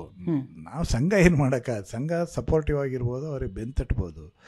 ಅಥವಾ ಹೊಸ ಸಾಧ್ಯತೆಗಳಿಗೆ ಒಬ್ಬ ಜನ ಎಷ್ಟು ಪ್ರಯತ್ನ ಮಾಡ್ತಾ ಇದ್ದಾನೆ ಅಂದರೆ ಅವರನ್ನು ಬೆಂತಟ್ಬೋದು, ಪ್ರೋತ್ಸಾಹಿಸ್ಬೋದು. ನಾವು ಈಗ ಏನು ಹೇಳ್ತೇವೆ, ವಾರ್ತಾ ಇಲಾಖೆಯಲ್ಲಿ ಇನ್ಫಾರ್ಮೇಷನ್ ಡಿಪಾರ್ಟ್ಮೆಂಟಲ್ಲಿ ಯಾರ್ಯಾರು ಈ ವೃತ್ತಿಪರವಾಗಿ ಆಕ್ಟಿವಿಟೀಸನ್ನು ಮಾಡ್ತಾ ಇದ್ದಾರೆ ಅಂಥವರಿಗೆ ನೀವು ಕನಿಷ್ಠ ಸಪೋರ್ಟನ್ನು ಮಾಡಿ. ಕನಿಷ್ಠ ಸಪೋರ್ಟ್ ಅಂದರೆ ಯಾವ ಥರ? ಅಂದರೆ ಅವರಿಗೆ ಸಪೋಸ್ ನೀವೇ ಒಂದು ಮೀಡಿಯಾ ರನ್ ಮಾಡ್ತಾ ಇದ್ದೀರಿ. ಈಗ ಆಕಾಶವಾಣಿಯವರು ಮೊನ್ನೆ ಬಂದಿದ್ದರು, ಅವರು ಆಕಾಶವಾಣಿ ಅಂತೀನಿ, ಕಮ್ಯುನಿಟಿ ರೇಡಿಯೋದವರು. ಸರ್, ನಮಗೆ ಇಷ್ಟು ಹೊರೆ ಬರುತ್ತೆ, ಖರ್ಚು ಬರುತ್ತೆ, ನಮಗೆ ಬರ್ತಾ ಇರೋದು ಗೌರ್ಮೆಂಟ್ ಅಸಿಸ್ಟೆನ್ಸಿಂದ ಅಂದರೆ ಅಡ್ವರ್ಟೈಸ್ಮೆಂಟ್ ರೂಪದಲ್ಲಿ ಬರ್ತಾ ಇರೋದು ಇಷ್ಟು, ಆದರೆ ನಿಜವಾಗೂ ಕೂಡ ಸೆಂಟ್ರಲಿಂದ ಬರ್ತಾ ಇದೆ, ನಿಜವಾಗೂ ಕೂಡ ಸಾಕಾಗೋದಿಲ್ಲ ಸರ್ ಅದು ಅಂತೇಳಿ. ಅದಕ್ಕೆ ಅವರ ಪರವಾಗಿ ನಾವು ಒಂದು ಹಕ್ಕೊತ್ತಾಯವನ್ನು ಕೂಡ ವಾರ್ತಾ ಇಲಾಖೆಗೆ ಮಂಡಿಸ್ತಾ ಇದ್ದೀವಿ. ನೀವು ಕನಿಷ್ಠ ಅವರಿಗೆ ಏನು ಅಡ್ವರ್ಟೈಸ್ಮೆಂಟ್ಗಳು ಬರ್ತವೆ ಅಂಥ ಟೈಮಲ್ಲಿ ಅದರಿಗೂ ಪುಷಪ್ ಮಾಡಿ. ಅದು ಒಂದು ಎಲ್ಲರನ್ನೂ ರೀಚ್ ಮಾಡುವಂಥ ಇರುವಂಥ ಮಾಧ್ಯಮ, ಅವ್ರ ಸದುದ್ದೇಶಕ್ಕೆ ಬಂದಿರುವಂಥ ಮಾಧ್ಯಮ. ಅದನ್ನು ನಾವು ಉಳಿಸಿ ಬೆಳೆಸಬೇಕಾದ ನಮ್ಮ ಕರ್ತವ್ಯ ಇದೆ, ಅದು ಗೌರ್ಮೆಂಟ್ ಜವಾಬ್ದಾರಿ ಇದೆ. ಈ ಥರದ ಮನವರಿಕೆ ಮಾಡಿಕೊಡುವಂಥ ಕೆಲಸವನ್ನು, ಅವ್ರ ಮೇಲೆ ಒತ್ತಡ ಇರುವಂಥ ಕೆಲಸವನ್ನು ನಾವು ಮಾಡ್ತಾಯಿದ್ದೀವಿ. ಓಕೆ, ಕಮ್ಯುನಿಟಿ ರೇಡಿಯೋ, ಸಮುದಾಯ ರೇಡಿಯೋ ಅಂತ ಹೇಳಿದ್ರೆ government of India, ministry of information and broadcasting ಸುಮಾರು ಒಂದು 20 ವರ್ಷದ ಹಿಂದೆ supreme court not only all India radio, educational institutions ಮತ್ತು NGOಸ್ಗೆ ಕೂಡ ಫ್ರೀ ಏರ್ವೇವ್ ಕೊಡಬೇಕು ಅಂತ ಮಾಡ್ತು. ಆ ದೃಷ್ಟಿಯಿಂದ ಸಮುದಾಯ ಅಂದರೆ ಒಂದು ಪರ್ಟಿಕ್ಯುಲರ್ ಏರಿಯಾನಲ್ಲಿ ಶುರು ಆಗಿರುವಂಥ ರೇಡಿಯೋಗಳು ಇವತ್ತಿನ ದಿನ ಆಲ್ ಇಂಡಿಯಾ ರೇಡಿಯೋಗೆ 90 ಇಯರ್ಸ್ ಆಗಿದೆ. ಈ ಕಾಂಟೆಕ್ಸ್ಟಲ್ಲಿ ಗೌರ್ಮೆಂಟು ಇದನ್ನು ತುಂಬ ಸಪೋರ್ಟ್ ಮಾಡ್ತಾ ಇದ್ದೀವಿ ಅಂತ ಹೇಳ್ತಾ ಇದೆ ಡೆಲ್ಲಿ. ನಾ ಹೇಳ್ತಾ ಇರೋದು MIB ಮತ್ತು ಸ್ಟೇಟ್ ಗೌರ್ಮೆಂಟ್ಸು. ಇವತ್ತು more than 500 community radio stations ಇಂಡಿಯಾದಲ್ಲಿದೆ. ಕರ್ನಾಟಕದಲ್ಲಿ ಮೋರ್ ದ್ಯಾನ್ 27 ಹತ್ತತ್ರ 30 ರೇಡಿಯೋ ಸ್ಟೇಷನ್ಸ್ ಇದೆ. ಇದಿಷ್ಟು ಕೂಡ ಸಮುದಾಯ ಅಂದರೆ ಆ ಪರ್ಟಿಕ್ಯುಲರ್ ಜಾಗಕ್ಕೆ ಆ ಜನರಿಂದ, ನಮ್ಮ ಡೆಮೋಕ್ರಸಿನಲ್ಲಿ ಹೇಳುತ್ತಲ್ಲ constitution, by the people, for the people, to the people ಅಂತ, ಆ ಥರ ಜನರಿಗೆ ಅಂತಲೇ ಫೋಕಸ್ ಮಾಡಿರುವಂತಹ ಒಂದು ಮೂಮೆಂಟ್ ಇದು, ಹೊಸದಲ್ಲ, ಅದು ವೆರಿ ಪವರ್ಫುಲ್ ಮೂಮೆಂಟ್. ಆದರೆ ಯಾವುದೇ ರೀತಿ ಅದಕ್ಕೆ ಅಡ್ವರ್ಟೈಸ್ಮೆಂಟ್ಸ್ ಆಗಲಿ ಗ್ರಾಂಟ್ಸ್ ಆಗಲಿ ಏನೂ ಸಿಗ್ತಾ ಇಲ್ಲ, but completely run and managed by the local people. ಇದ್ರ ಬಗ್ಗೆನೇ ಇವರು ಶಿವಾನಂದ್ ಅವ್ರು ಹೇಳ್ತಾ ಇರೋದು. ಸಿ ಎಮ್ನ ಮೀಟ್ ಮಾಡಿದ್ದಾರೆ, ಅವರಿಗೆ ನಾವು ಯಾವ ರೀತಿ ಸಹಾಯ ಮಾಡೋದಕ್ಕೆ ಸಾಧ್ಯ ಆಗುತ್ತೆ ಈ ಒಂದು ಮೂಮೆಂಟ್ಗೆ ಅಂತ ಹೇಳ್ತಾ ಇರೋದು. ಆ್ಯಂಡ್ ಇಲ್ಲೇ ಒಂದು ಜಾಯಿಂಟ್ರ್ ಕೊಡಬೇಕು ಅಂತ ಹೇಳಿದ್ರೆ Sarathi, we are also running a community radio Bengaluru ರೂರಲಲ್ಲಿ, ಸಾರಥಿ ಝಲಕ್ ಅಂತ, ಅದ್ರ ವಿಷಯನೇ ಹೇಳ್ತಾ ಇರೋದು. ಇವರು ಇವಾಗ ಮೊನ್ನೆ ಮಾತಾಡಿದ್ದಾರೆ, ರೆಪ್ರೆಸೆಂಟೇಷನ್ ನಮ್ಮ ಕಡೆಯಿಂದ ಹೋಗಿದೆ.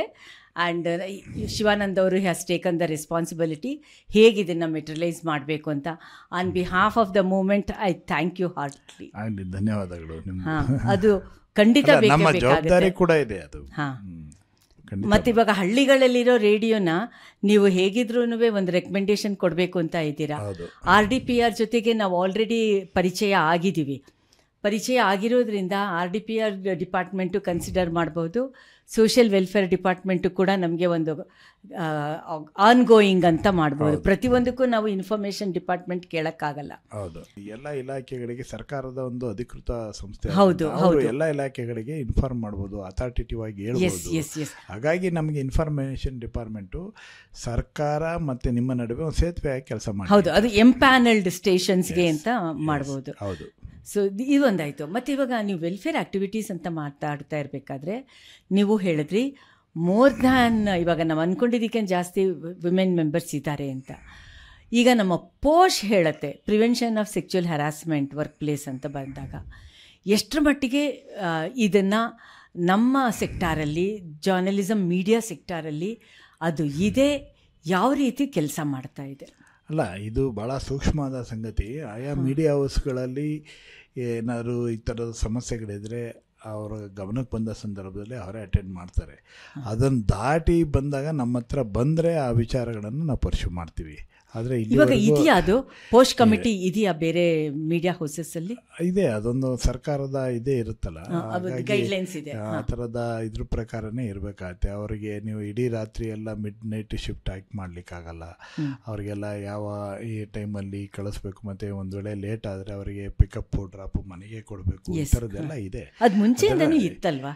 ಇದೆ, ಪರಿಣಾಮಕಾರಿಯಾಗಿ ಇಂಪ್ಲಿಮೆಂಟ್ ಆಗ್ತಿರ್ಲಿಲ್ಲ, ಈಗ ಇಂಪ್ಲಿಮೆಂಟ್ ಆಗ್ತಾ ಇದೆ. ಸಹಜವಾಗಿ ಅವರೇ ಕೇಳಿ ಪಡ್ಕೊತಾರೆ. ಈಗ ಡ್ರಾಪ್ ಎಲ್ಲನೂ ಆಲ್ ಇಂಡಿಯಾ ರೇಡಿಯೋ ಆಗ್ಬೋದು, ಇವಾಗ ಪ್ರೈವೇಟ್ ಚಾನೆಲ್ಸ್ ಆಗ್ಬೋದು, ಅವರೆಲ್ಲರೂ ಮಾಡ್ತಾನೆ ಬಂದಿದ್ದಾರೆ. ನನಗೆ ಯಾರೋ ಒಬ್ರು ರೇಡಿಯೋದವ್ರು ಹೇಳ್ತಾ ಇರೋ, ಅವರಿಗೆ ನೋಡಿ 6 ಗಂಟೆಗೆ ಅಲ್ಲ 5:45 ಶುರು ಆಗುತ್ತೆ ರೇಡಿಯೋ ಬೆಳಿಗ್ಗೆ. ಮನೆ 4 ಗಂಟೆಗೆ ಎದ್ದು ಹೆಣ್ಮಗಳು ಹೊರಟು ಬಂದು ಅಂದರೆ ಅಲ್ಲಿ 5:30 ಅಷ್ಟೊತ್ತಿಗೆ ಅವ್ರು ರೀಚ್ ಆಗಬೇಕು. ಆ ಬರುವ ಸಂದರ್ಭದಲ್ಲಿ ಒಂದೊಂದ್ಸಲಿ ಯಾವುದೋ ಕಾರಣಕ್ಕೆ ವೆಹಿಕಲ್ ಬರಲಿಲ್ಲ ಅಂದರೆ ಇವರ ವೆಹಿಕಲ್ ರಿಸ್ಕಿ ಇರುತ್ತೆ. ಈ ಥರದವೆಲ್ಲ ಇರ್ತವೆ. ಅಂಥ ಸಂದರ್ಭಗಳಲ್ಲಿ ಎಲ್ಲಾದರೂ ಆ ಥರ ಲೋಪಗಳಾಗ್ತಾ ಇದೆ ಅಂದರೆ ಗಮನಕ್ಕೆ ತಂದರೆ ಅದನ್ನು ನಾವು ಅಟೆಂಡ್ ಮಾಡ್ತೀವಿ.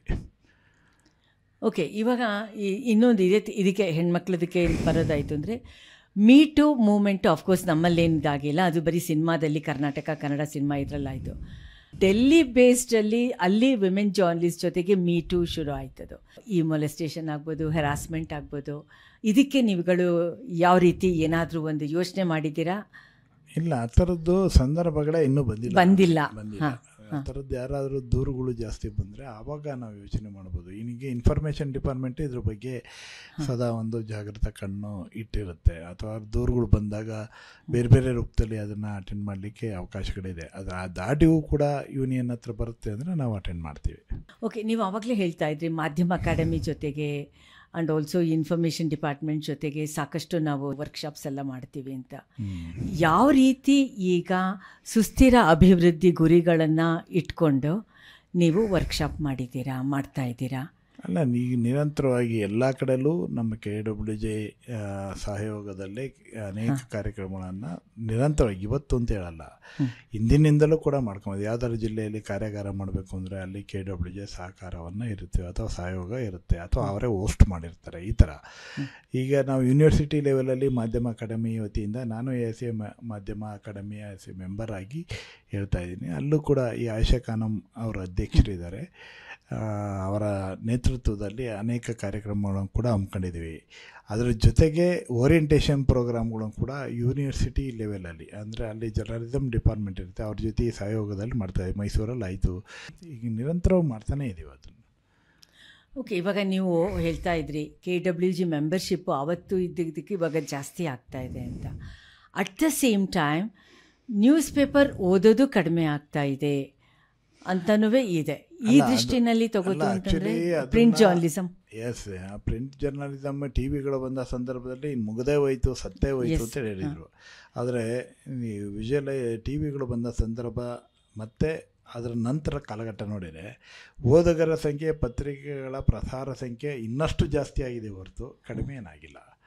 ಆದರೆ ಮುಂದಿನ ತಲೆಮಾರಿಗೆ ಇದು ಕಡಿಮೆ ಆಗ್ಬೋದು, ಆತಂಕ ಇರ್ಬೋದೇನೋ. ಬಟ್ ಅಲ್ಲಿಗೆ ಏನೋ ಒಂದು ಉಟ್ಕೊಳ್ಳುತ್ತೆ, ನೋಡೋಣ. ಬಟ್ ಆಗೋದಿಲ್ಲ, ಯಾಕೆಂತಂದ್ರೆ ಟೇಸ್ಟ್ ಅಂತೂ ಹೋಗಿಲ್ಲ.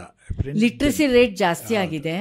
ಲಿಟ್ರಸಿ ರೇಟ್ ಜಾಸ್ತಿ ಆಗಿರೋದ್ರಿಂದ ಟಿವಿಯಲ್ಲಿ ಅಥವಾ ಮತ್ತೊಂದರಲ್ಲಿ ಏನೇ ಬಂದರೂ ಕೂಡ ಒಂದ್ಸಲಿ ಪೇಪರ್ ಓದ್ಬಿಡೋಣ ಕನ್ಫರ್ಮೇಷನ್ಗೇನು ಅಂತ ಮನಸ್ಥಿತಿಗಳು, ಆ ಒಂದು ಸಂಸ್ಕೃತಿ ಈಗಲೂ ಕೂಡ ಇದೆ. ಹಾಂ, ಮತ್ತು ಈಗ ಪ್ರಿಂಟ್ ಅಂತ ಬಂದಾಗ ಲಿಸ್ಟಿಂಗ್ ಆಪರೇಷನ್ಸ್ ಕಡಿಮೆ ಅಥವಾ ಇಲ್ಲ ಅಂತಲೇ ಹೇಳ್ಬೋದು.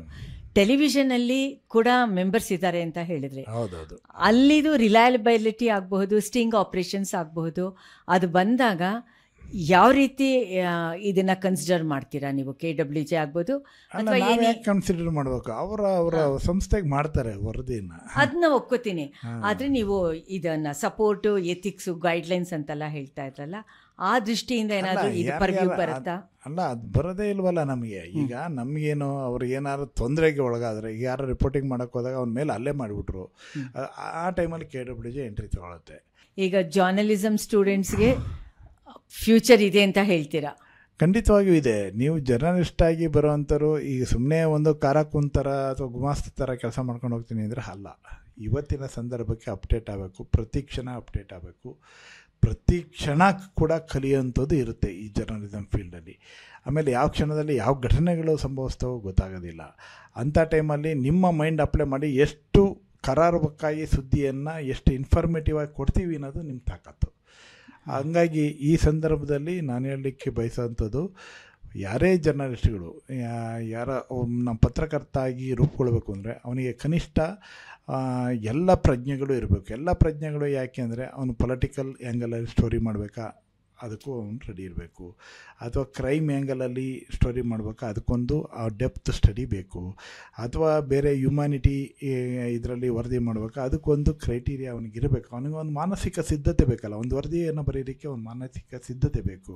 ಅಥವಾ ರೂರಲ್ ಸೆಗ್ಮೆಂಟಲ್ಲಿ ಹೋದ ಸಂದರ್ಭ ಯಾರೋ ರಾಗಿ ಬೆಳೆಗಾರರು, ತೆಂಗು ಬೆಳೆಗಾರರು, ಅಥವಾ ಬೇರೆ ಏನೋ ಕೊಬ್ಬರಿ ವಿಚಾರಕ್ಕೆ ಬರೆಯೋ ಈ ಥರದ್ದು ಏನೋ ಬಂದಾಗ ಅವನಿಗೆ ನಾಲೆಡ್ಜ್ ಅಪ್ಡೇಟ್ ಇರಬೇಕು. ಆ ಕಾರಣಕ್ಕಾಗಿ ನಾನು ಏನು ಹೇಳ್ತೀನಿ, ತುಂಬ ಜರ್ನಲಿಸ್ಟ್ಗಳು ಓನ್ಲಿ ಪೊಲಿಟಿಕಲ್ಲಿಗೆ ಸೀಮಿತ ಆಗಬೇಡಿ. ನೀವು ಅದರ ಆಚೆಗೆ ನಿಮಗೊಂದು APMC ಅಂದರೆ ಏನು ಅಂತ ಗೊತ್ತಿರಬೇಕು, ಗ್ರಾಮ ಪಂಚಾಯತಿ ಹೇಗೆ ಕೆಲಸ ಮಾಡುತ್ತೆ ಅನ್ನೋದು ಗೊತ್ತಿರಬೇಕು, ತಾಲೂಕ್ ಪಂಚಾಯತಿ ಹೇಗೆ ಕೆಲಸ ಮಾಡುತ್ತೆ, ಜಿಲ್ಲಾ ಪಂಚಾಯತಿ ಕೆಲಸ ಮಾಡುತ್ತೆ, ಸ್ಥಳೀಯ ಸಂಸ್ಥೆಗಳು ಹೇಗೆ ಕೆಲಸ ಮಾಡ್ತವೆ, ಏನು ಸಾಧ್ಯತೆಗಳು ಅವ್ರಿಗಿದೆ, ನಿಗಮ ಮಂಡಳಿಗಳು ಹೇಗೆ ಕೆಲಸ ಮಾಡ್ತವೆ, ಸರ್ಕಾರ ಅಂದ್ರೇನು, ಒಂದು ಸೆಕ್ರೆಟ್ರಿಯೇಟ್ ಅನ್ನೋ ಇವೆಲ್ಲ ಒಂದು ಗೊತ್ತಿರಬೇಕು ಅಂತ ನಾನು ಹೇಳೋದು. ಹಾಗಾಗಿ ಈ ಥರದ ಆ್ಯಂಗಲಲ್ಲಿ ಅವರಿಗೆ ಅವರ ವ್ಯಾಪ್ತಿಯಲ್ಲಿ ಏನೇನು ಸಾಧ್ಯತೆಗಳಿದೆ ಅದನ್ನು ಪರಿಪೂರ್ಣವಾಗಿ ಮಾಹಿತಿಯನ್ನು ಇಟ್ಕೊಂಡ್ರೆ ಆಗ ಒಬ್ಬ ಜರ್ನಲಿಸ್ಟ್ ಆಗಿ ಅವನು ಕರೆಕ್ಟಾಗಿ ಅಟೆಂಡ್ ಮಾಡಲಿಕ್ಕೆ ಸಾಧ್ಯ ಆಗುತ್ತೆ. ಕೇಳಿದ್ರಿ ಅಲ್ಲ? ಸೊ ಇವತ್ತು ನಮ್ಮ ಕಾನ್ವರ್ಸೇಷನ್ ಇದ್ದಿದ್ದು ಕೂಡ ಉದ್ದೇಶ ಕೂಡ ಅದೇ ಇದ್ದಿತ್ತು. ಬಿಕಾಸ್ ಜರ್ನಲಿಸಮ್ ಅಂತ ಹೇಳಿದ್ರೆ ಸಿಟಿಸನ್ಸ್ ಜರ್ನಲಿಸಮ್ ಅನ್ನೋದು ತುಂಬ ಪಾಪ್ಯುಲರ್ ಆಗಿದೆ. ಮತ್ತು ಯೂಟ್ಯೂಬರ್ಸ್ ಆ್ಯಂಡ್ ಡಿಜಿಟಲ್ ಮೀಡಿಯಾದಲ್ಲಿ ಯೂಸ್ ಮಾಡಿಕೊಂಡು ನಾನು ಜರ್ನಲಿಸ್ಟ್ ಅಂತ ಹೇಳ್ಕೊಳ್ಳೋದಿದೆ. ಬಟ್ ಆ್ಯಕ್ಚುಲಿ ಜರ್ನಲಿಸಮ್ ಅಂತ ಹೇಳಿದಾಗ ಅದಕ್ಕೆ ಆದಂತಹ ಒಂದು ಮೈಂಡ್ಸೆಟ್ ಬೇಕಾಗುತ್ತೆ, ಬ್ಯಾಕ್ಗ್ರೌಂಡ್ ಬೇಕಾಗುತ್ತೆ. ಹಾಗಾಗಿನೇ ಅದಕ್ಕೋಸ್ಕರನೇ ಇವತ್ತಿನ ದಿನ ಸಾಕಷ್ಟು ಸಂಘ ಸಂಸ್ಥೆಗಳು ಈ ಒಂದು ಮೀಡಿಯಾಗೆ ಸಪೋರ್ಟ್ ಮಾಡುವಂಥದ್ದು ಇರೋದು. Not only emotional support, financial support, even professional support ಕೂಡ ಮೋಸ್ಟ್ ಇಂಪಾರ್ಟೆಂಟ್ ಆಗುತ್ತೆ. ಸಿಟಿಸನ್ ಡಾಕ್ಟರ್ ಹತ್ರ ನಾವುಗಳು ಹೋಗೋದಿಲ್ಲ, ಸಿಟಿಸನ್ ಲಾಯರ್ ಹತ್ರ ಹೋಗೋದಿಲ್ಲ. ಅದೇ ಥರನೇ ಈ ಸಿಟಿಸನ್ ಜರ್ನಲಿಸ್ಟ್ ಅಂತ ಹೇಳಬೇಕಾದ್ರೆ ಎಷ್ಟು ಮಟ್ಟಿಗೆ ನಾವು ಅವ್ರನ್ನ ಸೀರಿಯಸ್ಸಾಗಿ ತೊಗೋಬೇಕಾಗುತ್ತೆ ಅನ್ನೋದು ಕೂಡ ಇವತ್ತು ನಮ್ಮ ಒಂದು ಕಾನ್ವರ್ಸೇಷನ್ದು ಮುಖ್ಯ ಉದ್ದೇಶ ಆಗಿದ್ದು. ಆ್ಯಂಡ್ ಇಷ್ಟೊತ್ತು ನೀವು ನೋಡಿದ್ದೀರಾ, ಮತ್ತು ನಮ್ಮದಿದು ನಿಮ್ಮ ನೋಡಿರೋದು ನಿಮ್ಮ ಒಂದು ಅಭಿಪ್ರಾಯ, ನಿಮ್ಮ ಒಂದು ಒಪಿನಿಯನ್ ಶೇರ್ ಆ್ಯಂಡ್ ಸಬ್ಸ್ಕ್ರೈಬ್ ಮಾಡ್ತು ಅಂತ ಹೇಳಿದ್ರೆ ನಾವು ಹೊಸ ಹೊಸ ವಿಷಯಗಳನ್ನು ಇನ್ನಷ್ಟು ಇಂಟ್ರಡ್ಯೂಸ್ ಮಾಡೋದಕ್ಕೆ ಸಾಧ್ಯ ಆಗುತ್ತೆ. ಆ್ಯಂಡ್ ನೀವು ಬಂದು ಶಿವಾನಂದ್ ಅವರು ನಮಗೆ ಸಾಕಷ್ಟು ವಿಷಯಗಳನ್ನು ತಿಳಿಸ್ಕೊಟ್ಟಿದ್ದಾರೆ. ಇದು ನಾನ್ ಜರ್ನಲಿಸ್ಟ್ಗೆ ತುಂಬಾ ಉಪಯೋಗ ಆಗುವಂಥದ್ದು ಮತ್ತು ಅಡಿಷ್ನಲ್ ಇನ್ಫಾರ್ಮೇಷನ್ ಕೊಡುವಂಥ ಮಾತುಕತೆ ಇದು. Thank you so much. ನಿಮ್ಮ ಚಾನಲ್ಗೆ ಬಂದು ಇಷ್ಟೆಲ್ಲ ಮಾತನಾಡಿಸಿ ಅನೇಕ ವಿಚಾರಗಳ ಬಗ್ಗೆ ಬೆಳಕು ಚೆಲ್ಲಕ್ಕೆ ಅವಕಾಶ ಮಾಡಿಕೊಟ್ಟಿದ್ದೀರಿ.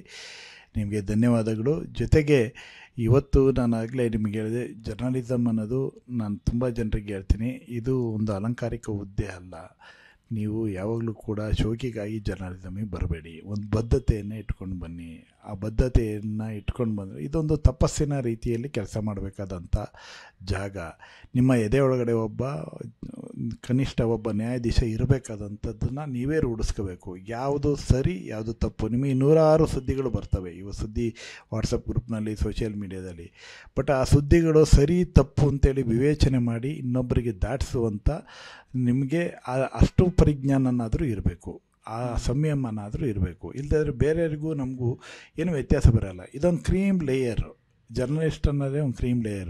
ಒಬ್ಬ ಜರ್ನಲಿಸ್ಟು, ಪತ್ರಕರ್ತ ಏನೇ ಹೇಳ್ತಾ ಇದ್ದಾನೆ ಸತ್ಯ ಅಂತ ಸಮಾಜ ಒಪ್ಪಿ ಬಂದಂಥ ಆ ಕಾಲಘಟ್ಟದಿಂದಲೂ ಅದು ನಡ್ಕೊಂಡ್ಬಂದಿದೆ. ಮಹಾತ್ಮ ಗಾಂಧೀಜಿ ಕೂಡ ಪತ್ರಕರ್ತರಾಗಿದ್ದರು. ಮಹಾತ್ಮ ಗಾಂಧೀಜಿ ಅವತ್ತೇನು ಭಾಳ ದೊಡ್ಡ ಸರ್ಕ್ಯುಲೇಷನ್ ಇತ್ತ ಏನಿರಲಿಲ್ಲ. ಅವ್ರು ಯಂಗ್ ಇಂಡಿಯಾ, ಹರಿಜನ ಪತ್ರಿಕೆ, ಮತ್ತೊಂದು ಮಗದನ್ನ ಏನಾರ ಒಂದು ಕರೆ ಕೊಟ್ಟರೆ ಇಡೀ ದೇಶ ನಿಲ್ತಾಯಿತ್ತು.